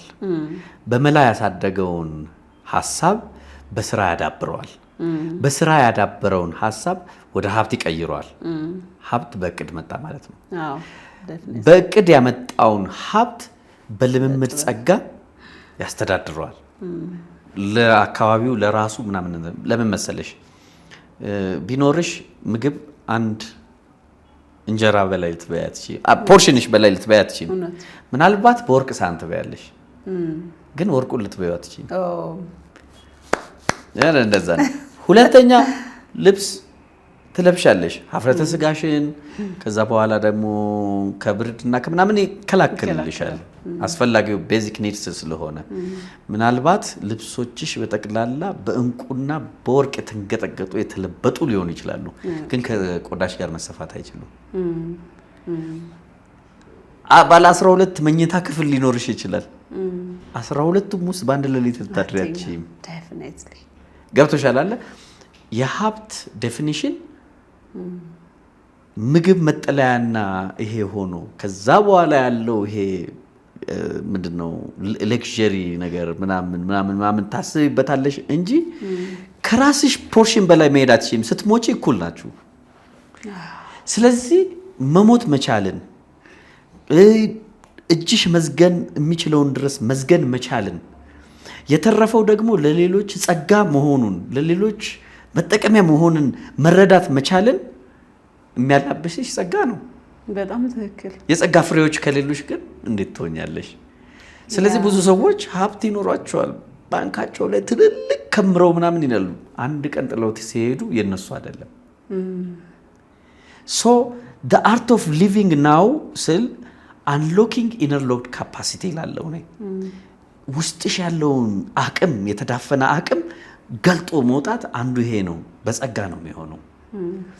ይሄ ሰልፍ አዌክኒንግ እንለዋለን። አንዱ በራስ መንቃት አይደለ የራስን ማንቃት ሰልፍ አዌርነስ ራስን ማስገንዘብ ሰልፍ ዲስከቨሪ ራስን ማግኘት ሰልፍ ኖዊንግ ራስን ማወቅ ሰልፍ ኮንትሮል ራስን ኮንትሮል ማድረግ ራስን መግዛት ሰልፍ ገቨርናንስ ደግሞ አለ መግዛት የሚለውን መምራት እንዲህ እያለ መጣ። ይሄኛው የሚመጣው በጸጋ ነው። በነገራችን ላይ ሀብታ ያመጣው ፈለገ ወርቅ ምናምን ያለው አውሮፕላን ጃምቦ እንትን ያለው መርከብ ያለው ሰው ምናምን ራሱን ካልገዛ ሀብቱ ብዛም ሀብት አይደለም ነው። so this is the way I'm forwarding like እንትን እና ሀብት በእቅድ የሚመጣ ጸጋ በልምምድ የሚገኝ ነው። ሰዎች ባለሀብት ነው መሆን የሚፈልጉት ወይስ ባለጸጋ ነው? ገብቶሻል አለ እኔ የምመርጠው ባለጸጋ ነው። ለዛ ነው ሀብታም ነህ እንዴ ስትይ ሀብታም አይደለሁም ባለጸጋ ነኝ። አንደርስታንድ አሁን እኔ በውስጥ የሚፈስ አለ ሰላም አለ ጅረት አለ እኔ በቃ እንቅልፍ ሁላ አለ አሁን ለምሳሌ ፍቅር አለ ሰላም አለ። ስለ እንቅልፍ ሳናወራ እኮ እዚህ ውስጥ ላስገባት ፈልጌ ነው ቅድም ስትነግረኝ። አሁን ብዙ ሰዎች በጣም ሀብታም ለመሆን ሰው ትንሽ ሰዓት ነው መተኛት ያለበት ምናምን ይላሉ። እኔ ደግሞ በቃ እንቅልፌን እንዴት እንደምወዳት ቆንጆ አድርጌ ተኝቼ ከተነሳው ጥሩ ማሰብ እችላለሁ ብዬ ነው የማስበው። እና አንተን ስለ እንቅልፍ ስጠይቅህ ቅድም በቃ ተመሳሳይ ነገር አገኘው። እስቲ ስለ እንቅልፍ ንገረኝ። አሁን የሁሉ ሀብታም የሆንክ ልጅ በወጣትነትህ ምን ያህል እንቅልፍ ነው ያለ? በቀን ስንት ሰዓት ነው የምትተኛው? ከእንቅልፍ ጋር ያላችሁ ዝምድናስ እንዴት ነው? በነገራችን ላይ ሰው ራሱን አጥቶ ዓለምን ቢያተርፍ ምን አይደለ ይላል አለ ታላቁ መጽሐፍ። ነፍሱን አግድሎ ዓለምን ቢያተርፍ ምን ይጠቅመዋል? ስታዩ የሰዎች አእምሮ ያው ለሰውነታችን ክብር እንደምንሰጠው ሁሉ ለአእምሯችን ክብር እንደምንሰጠው ሁሉ ጊዜ ሊኖረን ይገባል። አንዱ ሀብት ጊዜ ስለሆነ መተኛት ያለብን በእንቅልፍ ረፍት የምናደርግበት እንትን ከሆነ ለምሳሌ እኔ ብዙ ጊዜ 4 ሰዓት ማክሲመም በሰራ ነው ስትቆጥሪውም እንደዛ ነው። አብዛኛውን ሰው ስታየው የሚባክን ነው ምናልባት እንትን ልታደርግ የሚችለው እና ከዛ በኋላ ሰዎችን 3 ሰዓት ላይ በጣም ያዳፋኛል። ማታ ይመጣል። ማታ በጣም አልችልም በቃ እና እንትን ይናፍቀኛል። ትራሱና አንሶላው ትራሱና አንሶላ ይናፍቀኛል። እስቲ እንዴት ለመተኛት በቃ ውስጥ ገብቶ ትወዳቸዋለህ? በጣም ነው የምወዳቸው። ይናፍቀዋል። ይናፍቁኛል በጣም እና ቶሎ ገብቼ መተኛት ምናምን ነው። ልክ 11 ሰዓት አካባቢ እነሳለሁ። መታጠቢያ ቤት ማታ 3 ሰዓት ከራት በኋላ ትንሽ ኤክሰርሳይዝ አለች። አሁን እንኳን ትቼዋለሁ። ብቻ 3 ሰዓት ላይ በቃ ከ3 ሰዓት በኋላ አልችልም። ከዛ ተኛለሁ። ልክ 11 ሰዓት ላይ ጠዋት ላይ ለመታጠቢያ እነሳለሁ ሁል ጊዜ በቃ። ከዛ በኋላ ደግሞ እስከ 3 ሰዓት ጠዋቱ ድረስ የሚወስደኝ እንቅልፍ የሚገርም ነው። ይሄ ነው እንትኑ። ከዛ ጠዋት እነሳለሁ፣ ቲሸርቴን ለብሳታለሁ፣ ነጠላ ጫማዬን ከትና ወደ ቢሮ። የኔ ያው ቢሮ ብዙ ጊዜ ያው የኢንጂነሪንግ ቢሮ ስለሆነ የዲዛይን ምናምን ስለሆነ ብዙ ጊዜ ፕሮቶኮል አይፈልግም። ጭንቄ ብቻ ነች የምትፈልገው። ሰው በኑሮ ሂደት ብዙ ጊዜ የተለያየ እድሜ ላይ የሚያጋጥመው ነገር አለ እና ብዙ ጊዜ ሰርቶ የእድሜ አካፋይ ጋር ሲደርስ የሚደክመው ነገር አለ እና ባለፈው በጣም ደስ የሚል ነገር ያወራኛል። ስለ ንስር ያወራኛል። ብዙ ጊዜ ስለ ንስር ሰምቻለሁ፣ ግን በጣም የምትገርም አይነት አገላለጽ ነበር የገለጽከው። ብዙ ጊዜ ሰዎች እንደዚህ ለፍተው ሰርተው የሆነ ታይም ላይ ደርሰው ሰክሰስፉል ነን ብለው ቀጣዩን ደግሞ ጊዜ ለመስራት የድካም ስሜት የሚሰማቸው ታይም አለ። እንደውም በጣም ብዙ ጊዜ ውጪ ጥናት አድርገውበታል። ይሄንኛውን ታይም አይደለ የሆነ ወይ በርናውት ያደርጋል ሰው፣ ወይ ይሰለቸዋል፣ ወይ አዲስ ነገር ይፈልጋል። ሶ ያቺን ታይም እንዴት ነው ማለፍ ያለበት ወይ ደግሞ ምንድነው መረዳት ያለበት ከንስር? አሁን ቅድም እንደነገርኩሽ ነው። አሁን የሰልፍ ገቨርናንስ ላይ ላይክ ራስን መምራት አንዱ የአመራር ጥበብ ራስን መምራት ነው የመጀመሪያው። ራስን መምራት ላይ 4 ነገሮችን እኔ እመለከታለሁ። አንደኛው ጽናት ሬዚሊየንስ የምንለውን ነገር እመለከታለሁ። ሁለተኛ ኢንቱዊሽን ያው ነገርን በውስጥ መረዳት ምንድነው እዝነ ምንሽ ሲረዳ ማለት ነው። እሱን እረዳለሁ። ሌላው ሊደርሺፕ ሰክሰሽን ተተኪ ማፍራትን እንትን እረዳለሁ እዚህ ላይ። ሌላው ሪኒዊንግ ማደስ ራስን የሚለው ነው እና ብዙ ጊዜ በእኛ እድሜ 50 የደረሰ ሰው አብዛኛውን ጊዜ ድካም ስሜቶች አሉት። ድካም ስሜቶች ያሉት ክንፎቹ ስለተበጣጠሱ፣ ምንቋሩ በጣም ስላደገ፣ ጥፍሮቹ ስለተቆለመሙ ነው። ከማደጋቸው እርጅና ነው ይህንን የሚያደርገው እና ነገር ግን ያለው የህይወት ክህሎትና ኢንቴሊጀንስ ይህን ሰው በጣም ጥሩ አድርገው ያስቀምጡታል። እዚህ ጋር ነው እንግዲህ መታደስ የሚለው ነገር የሚመጣው እና ድካሞች ምንድናቸው? በቃ ይህንን ይዞ ማለፍ መሞት ማለት ነው። ወይም ደግሞ ራስን ማደስ የሚባለውን ነው አሁን ልነግርሽ የምፈልገው እና ስለ ራስን ማደስ ላይ ብዙ ጊዜ ሳስብ ስለ ንስር አሞራ፣ ስለ ንስር እዚህ ጋር ይመጣል። ራሱን እንዴት እንደሚያድስ እንትን እናደርጋለን እና ራስን ማደስ በብልሃትና ራስን ማደስ ያለ ብልሃት አለው። አሁን ራሱን በብልሃት የሚያድሰውን እንየው። ንስር ግማሽ እድሜው ላይ ግማሽ የዘመኑ ላይ ዘመኑ ላይ ምንቋሩ በጣም ረጅም ይሆናል። ይሄ አፉ ጥፍሩ ከመርዘሙ የተነሳ በጣም ይቆለመማል። እንደ በፊቱ በደንብ የሚይዝ አይደለም። ክንፎቹ ብዙ ስለበረረበት ላባዎቹ የተበጣጠሱ ናቸው። ስለዚህ እዛ ጋር ድካም አለው። ይሄ ንስር 2 ነገር ፊት ለፊቱ ይኖራል። አንደኛው በዚሁ ማለፍ፣ በዚህ ድካም ማለፍ፣ ሁለተኛው ኃይልን አድሶ መውጣት የሚለው 2 ውሳኔዎች በጣም የከፋ ውሳኔ ነው። ሰዎች ራሳቸውን ሲያድሱ በአንድ ማደስ አይቻልም። የሂደት ጉዳይ ነው፣ የፕሮሰስ ጉዳይ ነው፣ ግራጁዋል ነው።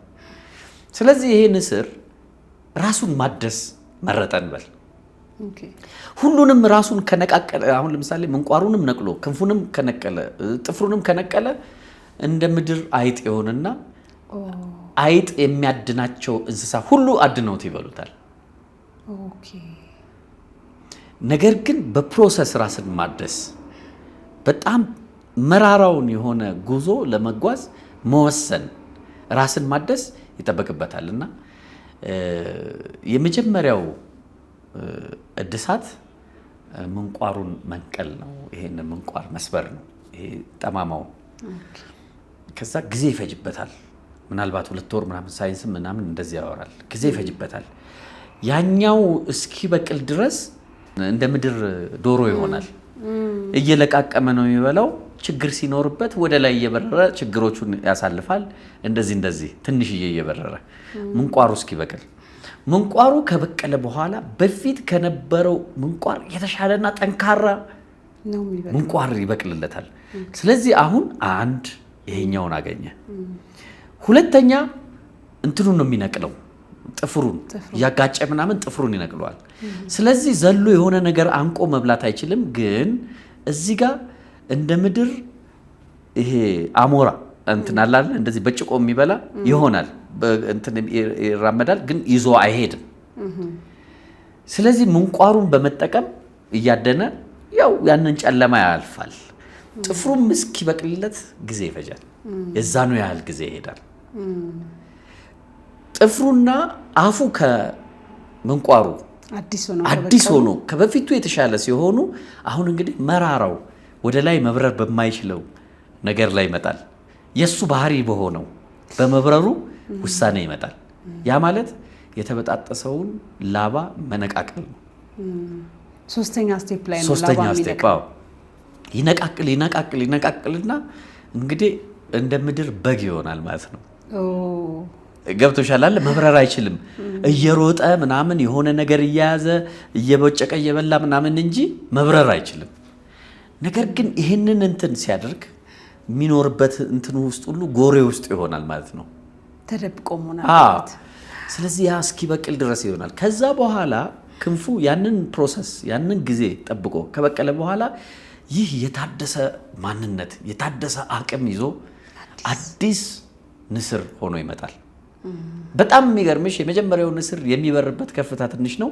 የአሁኑ ንስር አሁን የታደሰው ንስር ግን ከሰማያት መብረር ይችላል። እና የእንትን ችሎታው ራሱ ይሄ የማደን ችሎታው ይለያል። ለምሳሌ ትልልቅ ዘንዶ በጥፍሩ ይዝና በጣም ከሰማያት ሄዶ አየር እንዲያጡ አድርጎ በመግደል ከእንደገና ያንን ጥበብ ሁሉ እንትን ያደርጋል። እንደ በፊቱ እንዲህ አንስቶ መፈጥፈጥ ምናምን ነገር ይቀርባል። እና ያንን አድርጎ ምናምን እንትን ያደርጋልና ቀጥሎ ግማሽ ዓመቱን በዛ ከበፊቱ በተሻለ ጥንካሬ ያልፋል ማለት ነው። ግን ያቺን ታይም ማለፍ ነበረበት። ያቺን የመታደስ ጊዜ የመታደስ ታይም በጥበብ እንትን ማድረግ አለበት። ከብደው ታይም ማለት ነው። አሁን አንዳንድ ሰዎች መታደስን ይፈልጉና በአንዴ ለውጥ ለማምጣት ሶስቱንም ይነቅላሉ። ለአውሬ ሲሳይ ለችግር ይጋለጣሉ። መታደስ ስቴፕ ባይ ስቴፕ ነው። መጀመሪያ አእምሮን ታድሻለሽ፣ ከዛ አካልን ታድሻለሽ። እንደዚህ እያልሽ ነው የምትሄጂው። ሰው አትዋንስ የሚሆን ነገር የለም ፕሮሰስ ስለሆነ። ግን የመታደስ ጊዜ ከመታደስ ኑሮ በጣም ያጠረ ነው። ራስን የሚመራ ሰው መታደስ ያስፈልገዋል። ሁለተኛው ሬዚሊየንስ የምንለው ነው። ሬዚሊየንሲ ያው ይሄ ጽናት። ፍሪጌት በርድ የምትባላለች አንድ የፍሪጌት በርድ ምድር ላይ ሳይነካ ለእንቁላል ብቻ ነው የሚወርዱት። ምድር ላይ ሳይነኩ ለ10 ወር ምናምን ይበራሉ አየር ላይ። ፍሪጌት በርድ ይባላል። ዛፍ ላይ ሲያርፋል። እና መኝታ ግማሽ አእምሯቸውን ያስተኛሉ፣ ግማሻቸው ንቁ ሆኖ ይበራሉ። ዛፍ ላይ አይደለም፣ አያርፉም፣ ምንም አያርፉ። እየበረሩ ግማሹ ይተኛል፣ ግማሹ ንቁ ነው። እና እንደውም የአውሎ ንፋስ ጋላቢዎች ይባላሉ እነዚህ ወፎች። ከአንድ ንፍቀ ክበብ ወደ ሌላ ንፍቀ ክበብ በ10 ወር ብዙ ወራት ይበራሉ። በአየር ላይ ይበላሉ። ስራው ትልቅ ነው። ለምሳሌ ባህር ላይ በሚነሳ ጊዜ በአየር ላይ አሳ እየቀለቡ እየዋጡ ነው የሚሄዱት። ያ አንድ ሰው ራሱን ሲገዛ ጽኑ መሆን አለበት። ጽናት ያስፈልገዋል። በችግሮች የሚንበረከክ መሆን የለበትም። ግማሽ አእምሮ ሲተኛ ግማሽ አእምሮ ንቁ መሆን አለበት። ስለዚህ ራሳቸውን ጽኑ የሚያደርጉ የሥራ ሰዎች፣ ወጣቶች ወይም ደግሞ ራሳቸውን ያደሱ ሰዎች ወይ ራሳቸውን የሚመሩ ሊደሮች እንደዚህ አይነት ጽናት ያስፈልጋቸዋል። አውሎ ንፋስ ጋላቢዎች መሆን መቻል አለባቸው። ወፉ በጣም ትንሽ ነው፣ ግን ያለው ጥበብ ያለው እንትን ያንን እንትን ያደርገዋል። እንቁላል ለመውለድ ብቻ ይወርዳሉ። ስለዚህ ይሄ ነው አንዱ። እነዚህ ፍሪጌት የሚባሉ ወፎች አውሎ ንፋስ ይጋልባሉ ስንል አሁን ለምሳሌ ይሄ አነጋገር ምሳሌያዊ አነጋገር ነው። እቺ ችግር የሞላባት ዓለም፣ የተለያዩ በርደን የሞላባት ዓለም ላይ ያንን ሁኔታ አንተ ዋኝተህበት እንዴት ነው የምትወጣው የሚል አይነት በጽናት ማለፍ ማለት ነው። በጽናት ማለፍ አሁን ማጣት ማግኘት ነው አንዱ ሰዎችን የሚያንበረከከው። ማግኘትና ማጣት መቼም አንድ አይደሉም። ሁለቱም በአንድነት ፈጽሞ አይመጡም። አንዱ አንዱን ቀድሞ ሊያስደስት ሊያበሳጭ ይመጣል። ማግኘት ሲቀድም ያንን ጠንቅቆ መያዝ ያስፈልጋል። ማጣት ደግሞ ሲመጣ ተተኪው ማግኘት ስለሆነ በጽናት መጠበቅ ያስፈልጋል ማለት ነው። ሁልጊዜ ማግኘትና ማጣት ናቸው የሚያፈራርጉት። ሀዘንና ደስታ ናቸው የሚያፈራርጉት። ስለዚህ ሀዘን አሁን ካለ ደስታ ደግሞ ይኖራል። ደስታ ካለ ምናምን ሁልጊዜ አዝኖ የሚያልፍም እንትን አይደለም። ስለዚህ ጽናት በዚህ ውስጥ ነው አይደለም የሚጥመው። አዎ፣ ስለዚህ ጽናት በዚህ ውስጥ ነው ያለው። ኦኬ፣ ገብቶሻል አለ። ይሄ ነው ጽናት። ስለዚህ እንደ ፍሪጌት በርድ መጽናት አንዱ የራስን እንትን ነው። ሶስተኛው ራስን መተካት ነው።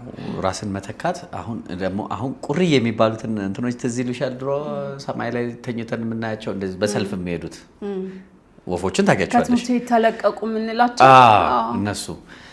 እነሱ በጣም የሚገርምሽ እንደዚህ ሰልፍ ሰርተው ሲሄዱ አየር የመሰንጠቅ ጥበብ ነው። በግሩፕ የሚሄዱት አየር ይሰነጥቃል። ረጅም ለመጓዝ አየር መሰንጠቅ ነው። እንደ ቀስት ሆነው ነው የሚሄዱት። ስለዚህ ሁልጊዜ ፊት ለፊት ያለው ሊደር ሁልጊዜ አየር ይሰነጥቃል። ያን ሁሉ እንትን መጀመሪያ የሚያገኘው እሱ ነው። ከኋላ ያለው ያቺን ሽፋን አድርጎ እንደዚህ እያደረገ ነው ሙሉ አየር ይሰነጥቀው የሚወጣው። ስለዚህ ፊት ለፊት ያለው ክንፎቹ ይደክማሉ፣ አይኑ እንትን ያደርጋል። በዛ ላይ ደግሞ ክንፎቹ መበጣጠስ ይጀምራሉ። የዚህን ጊዜ ዝቅ ብሎ ከኋላ ይሄድና ቀጥሎ ያለው ነው መምራት ይጀምራል። የሚመራው እንደዚህ ያሉ ነው የሚሄዱት። እና ብዙ ጊዜ በንግዶቻችንም ላይ በህይወታችንም ላይ ሰክሰሽን ያስፈልጋል። ስትመሪ ብዙ የምትታገያቸው ብዙ ስትረስ ውስጥ የሚከቱሽ ብዙ ሁኔታዎች አሉ። እነሱን ሰንጥቀሽ በድካምሽ ጊዜ ከታች ያፈራሽው ሰው ሰክሰስ ሲያደርግ ሙሉ ሀርድ ይሄዳል ማለት ነው። ሙሉ ሲስተም መሄድ ይችላል ለረጅም ላለፍሽበት። ያለበለዚያ ሁሉንም ነገር የማውቀው እኔ ነኝ የምችለው እኔ ነኝ ካልሽ የምትጎጂው ራስሽ ሲደክምህ አንተ የሆነ ነገር ሰው ተሰባሪ ስለሆነ እዛ ጋር ያቆማል ማለት ነው። ያቆማል ማለት ነው። እና ይሄንን ነው አንዱ ሰልፍ ሊደርሺፕ ላይ ሰልፍ ገቨርናንስ ላይ አንዱ ሰክሰሽን ያስፈልጋል።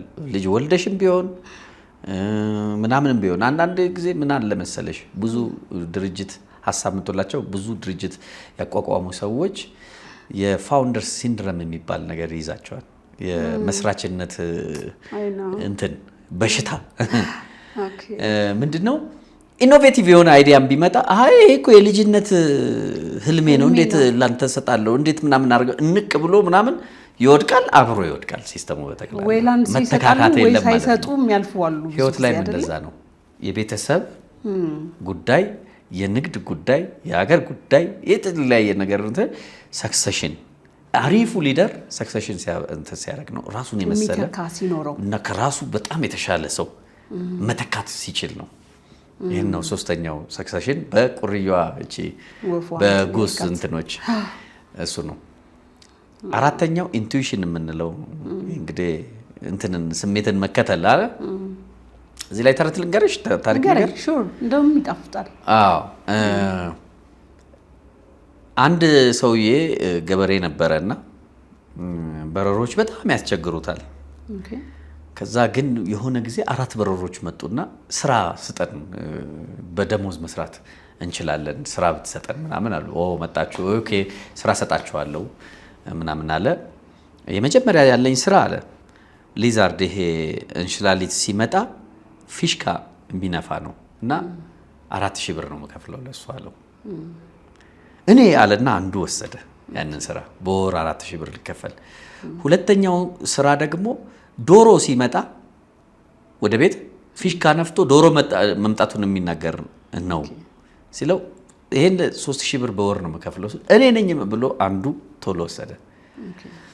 ሶስተኛው ደግሞ ነጭ ሽንኩርት የሚከትፍ ነው ፈልገው 2000 ብር ከፍለዋለሁ በወር ሲለው አንዱ እኔ ብሎ እንትን አለ። የመጨረሻው ቀረና አንተ ሰዎች መልእክት ማስተላለፍ ነው የነዚህን ሰዎች የሶስቱ መልእክት ማስተላለፍ ነው ስራ 1000 ብር ነው። እሺ ብሎ ይሄንን ተቀበለ። መጀመሪያ ላይ ግን ይሄ በረሮ የመጨረሻው በረሮ ይለን ያላለም ግን የመጨረሻውን ነው የተቀበለው። ሊዛርድ መጣ። ፊሽካ ሲነፋ ሊዛርዱ እንሽላሊቱ ሲያይ ምግብ ነው ፊሽካ እየነፋለት ያለው እየሮጠ ሄደና በላው። ምክንያቱም በረሮ የእንሽላሊቱ ምግብ ነበር። ስለዚህ ናዚ ጋር ነኝ ያለሁት ብላኛለው ማለት ነው። ሁለት ትልቁን ብር እንግዲህ እሱ ለመውሰድ ነበር። ሁለተኛው ደግሞ ዶሮ ስትመጣ ፊሽካ ሲነፋ ስታይ ዶሮ ለካስ በረሮ ጥሩ ምግቧ ነውና ሄዳ ለቀም አድርጋ በላችው። ሶስተኛው ነጭ ሽንኩርት ተሰጠውና ለካስ ነጭ ሽንኩርት በረሮ ይገላል። ሽታው ራሱ በረሮ ይገላልና የከተፈ ሞተ። አራተኛው የሶስቱን መሞት አየና ወደ ሰውየውም አልሄደም። ዋው ራሱን አዳነ። ኢንቱዊሽን ማለት ይሄ አራተኛው በረሮ እንዴት ነው በ3000 ብር እንሽላሊት እንዴት ነው በ4000 ብር እንሽላሊት መጠበቅ እንዴት ነው በ3000 ብር ዶሮ እነዚህ እኮ ምናምን ብሎ ኢንቱዊሽኑን የተጠቀመ በረሮ ስለነበረ ነው። ገንዘቡን ያዩ በጠቅላላ ሞቱ።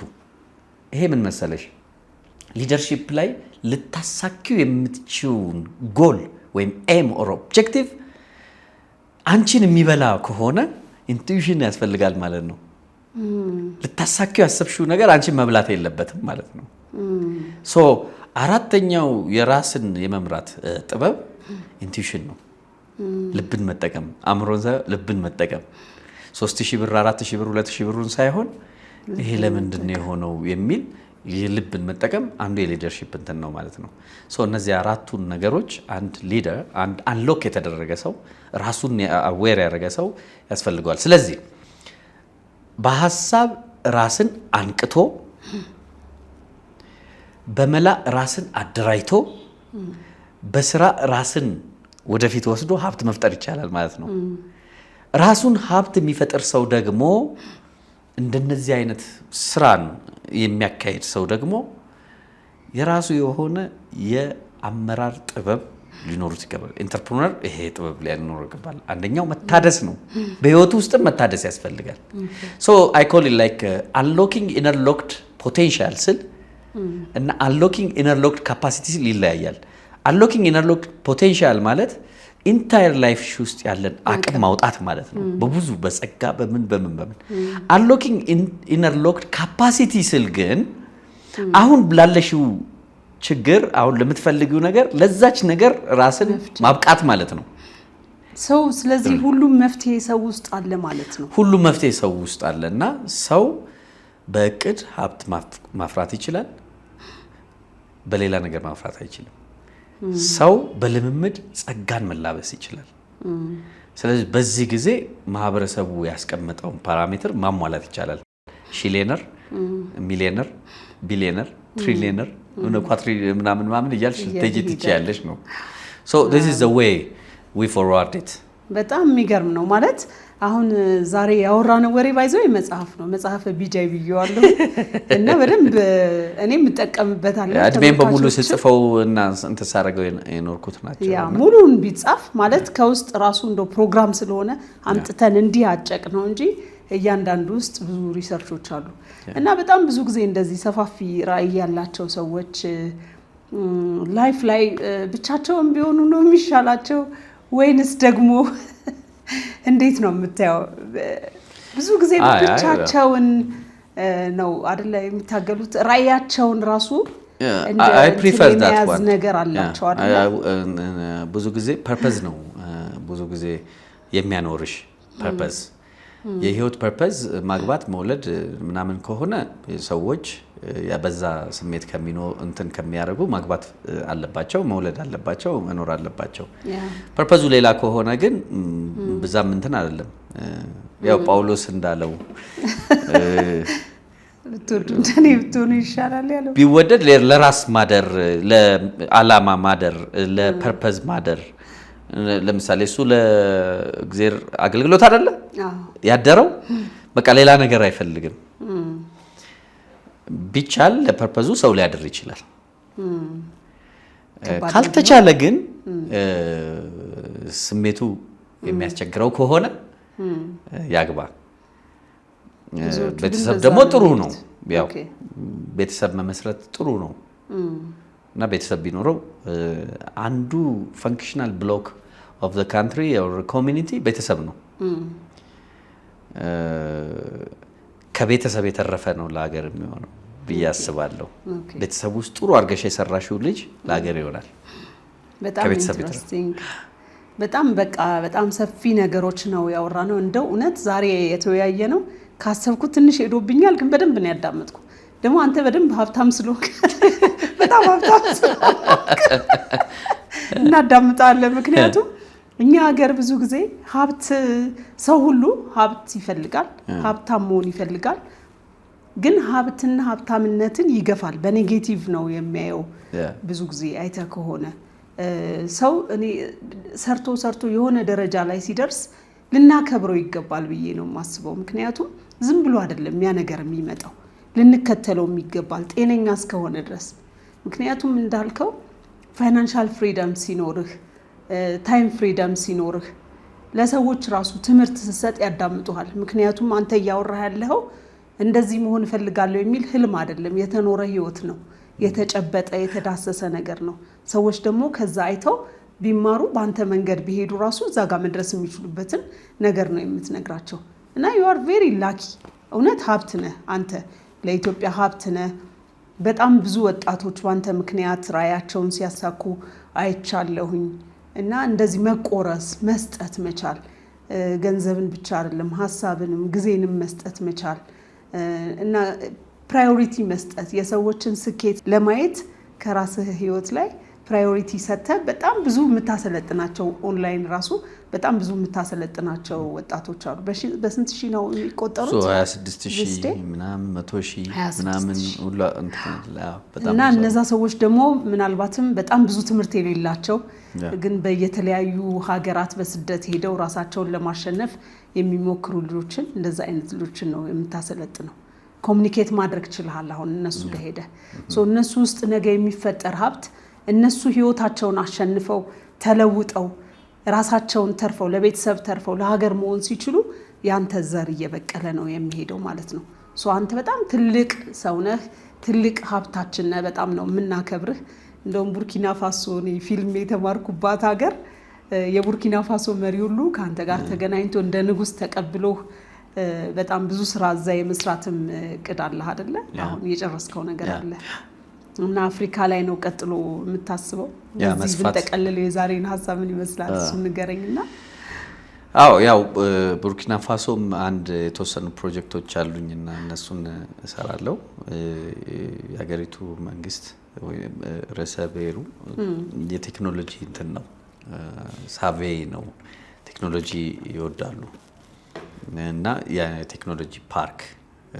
የማቋቋም እንትን ላይ ነው አብረን ያለ ነው ያ ነው እዛ ያለው እና እየሄደም ነው ማለት ነው እዚህ ምገባም ላይ በጣም ብዙ ማዳበሪያ መስራት ላይ በጣም ብዙ ነገር ነው አይደል እንትን ያልከው ያ አንድ ደግሞ ሀገር ውስጥ አሁን አዲስ እንትን ፕሮጀክት እየሰራን ነው እና የአግሪፕሩነርሺፕ የምንለው ነው አንድ ሀገር አግሪፕሩነርስ ያስፈልጓታል። የአግሪካልቸር ፈጠራ ሰሪዎች ለምሳሌ አግሪፕሩነርስ በአራት ሊከፈል ይችላል።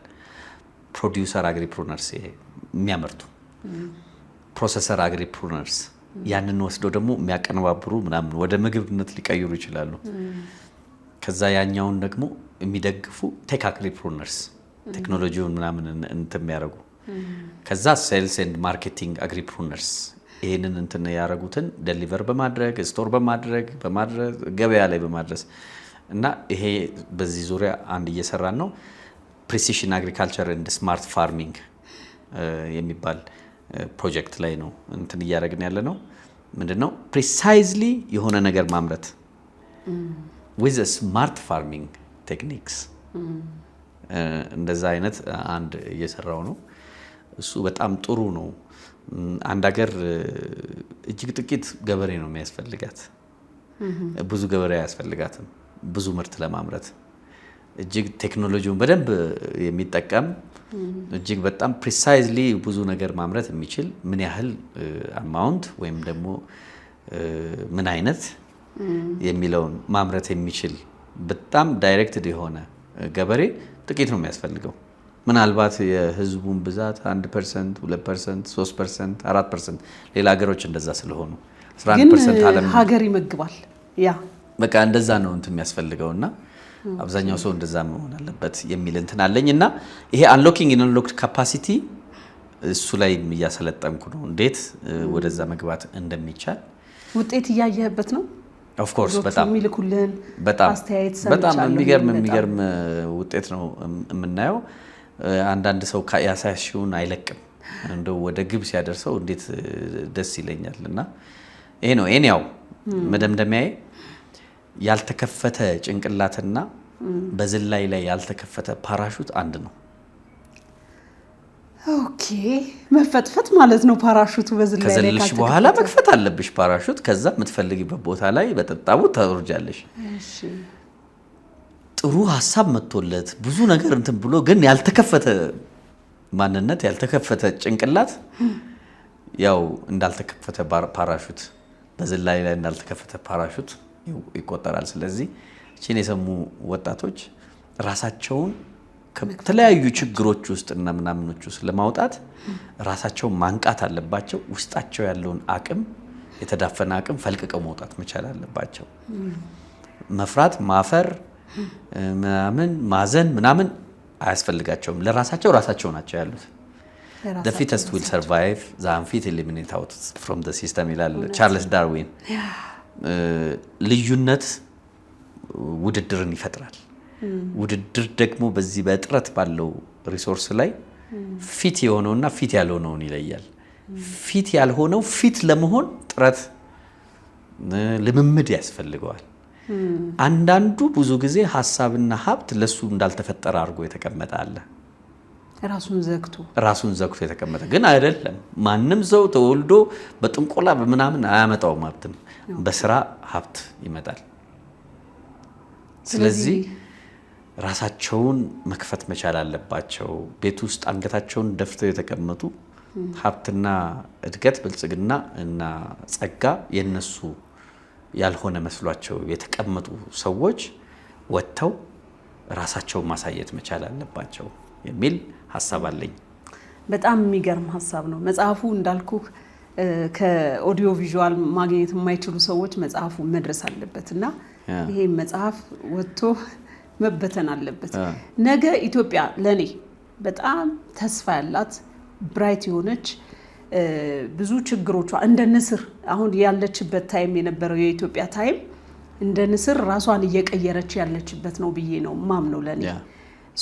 ንስሩ መንቆሩ ተነቀለ ማለት ጥፍሩ ተነቀለ ማለት ሞቶ አይደለም፣ በቃ እየተሰራ ያለበት ታይም ነው እና እኔ በጣም ተነስታ ስትበር በደንብ ከፍታዋ ላይ ስትደርስ ነው የሚታየኝ። ኢትዮጵያ ስትሞት አይታየኝም፣ ስትኖርና ስታኖር ሌሎችንም ነው የሚታየኝና ያንተ አይነት ሀብቶችን መጠቀም ራሱ እንደዛ ነው።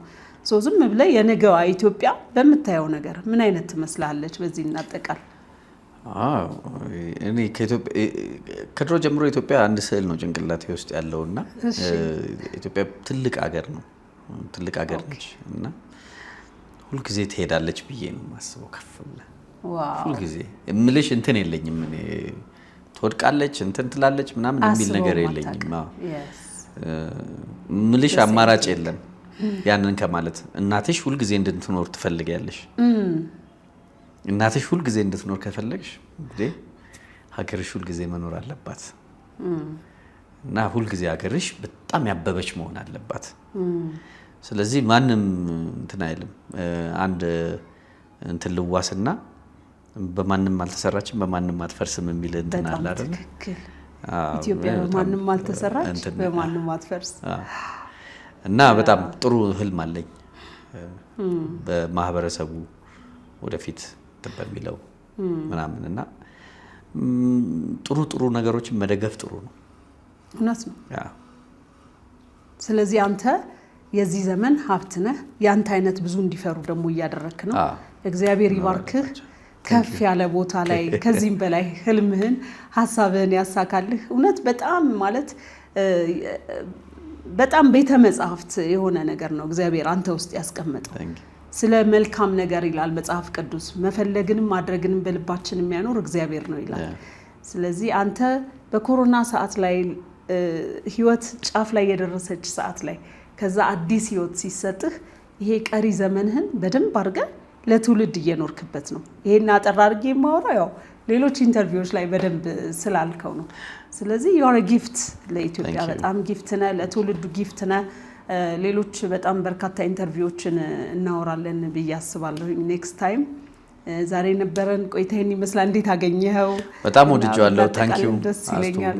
ያው መቼም አንቺ እንትነሽ በጣም ጎበዝ ሰው ነሽና ብለህ ነው ካንቺ ጋር መቀመጡ ራሱ ትልቅ ክብር ነው ለኔ። ታንክ ዩ ቬሪ ማች። በጣም አመሰግናለሁ ቢጃይ። ኔክስት ታይም ደግሞ የምናነሳቸው ርዕሶች አሉ። ዛሬ ሰዓት የገደበን ስለነበረን ቆይታ በጣም አመሰግናለሁ። አመሰግናለሁ አትይ። በጣም አታሙልች። ተመልካቾቻችን እንግዲህ ለዛሬ የነበረን ቆይታ እስካሁን የተከታተላችሁትን ይመስል ነበረ።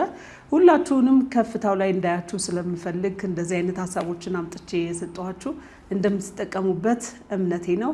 በሌላ ፕሮግራም እስከምንገናኝ ድረስ ሰላም ሁኑ። በመርካቶ ተክለ ሃይማኖት ሱቅ በ3.3 ሚሊዮን ብር ሙሉ ክፍያ ከሜሪት ፕሮፐርቲስ በዱባይ ስታንዳርድ በላቀ ኮንስትራክሽን ፍጥነት ለገበያ ምቹ በሆነ ዲዛይን ያለምንም ተጨማሪ ክፍያ በኔት ኤሪያ ከ825 ሺህ ብር ቅድመ ክፍያ ጀምሮ በፉል ፊኒሽድ ማለትም የሴራሚክ ስራዎች፣ የበር፣ የመስኮት፣ የቀለም ስራዎች ጥንቅቅ አድርገን በአንድ ዓመት ጊዜ ውስጥ ቁልፉ እናስረክቦታለን። 11 ካሬ፣ 16 ካሬ፣ 22 ካሬ እንዲሁም የ32 ካሬ አማራጮችን ከግራውንድ እስከ 3ኛ ፎቅ ማግኘት ትችላላችሁ። ቀድሞ ለሚመጡ 10 ደንበኞች የ15% ልዩ ቅናሽ አዘጋጅተናል። የቀሩን ሱቆች ውስን ስለሆኑ ፈጥነው በ0982 58 7983 ይደውሉልን። ሜሪት ፕሮፐርቲስ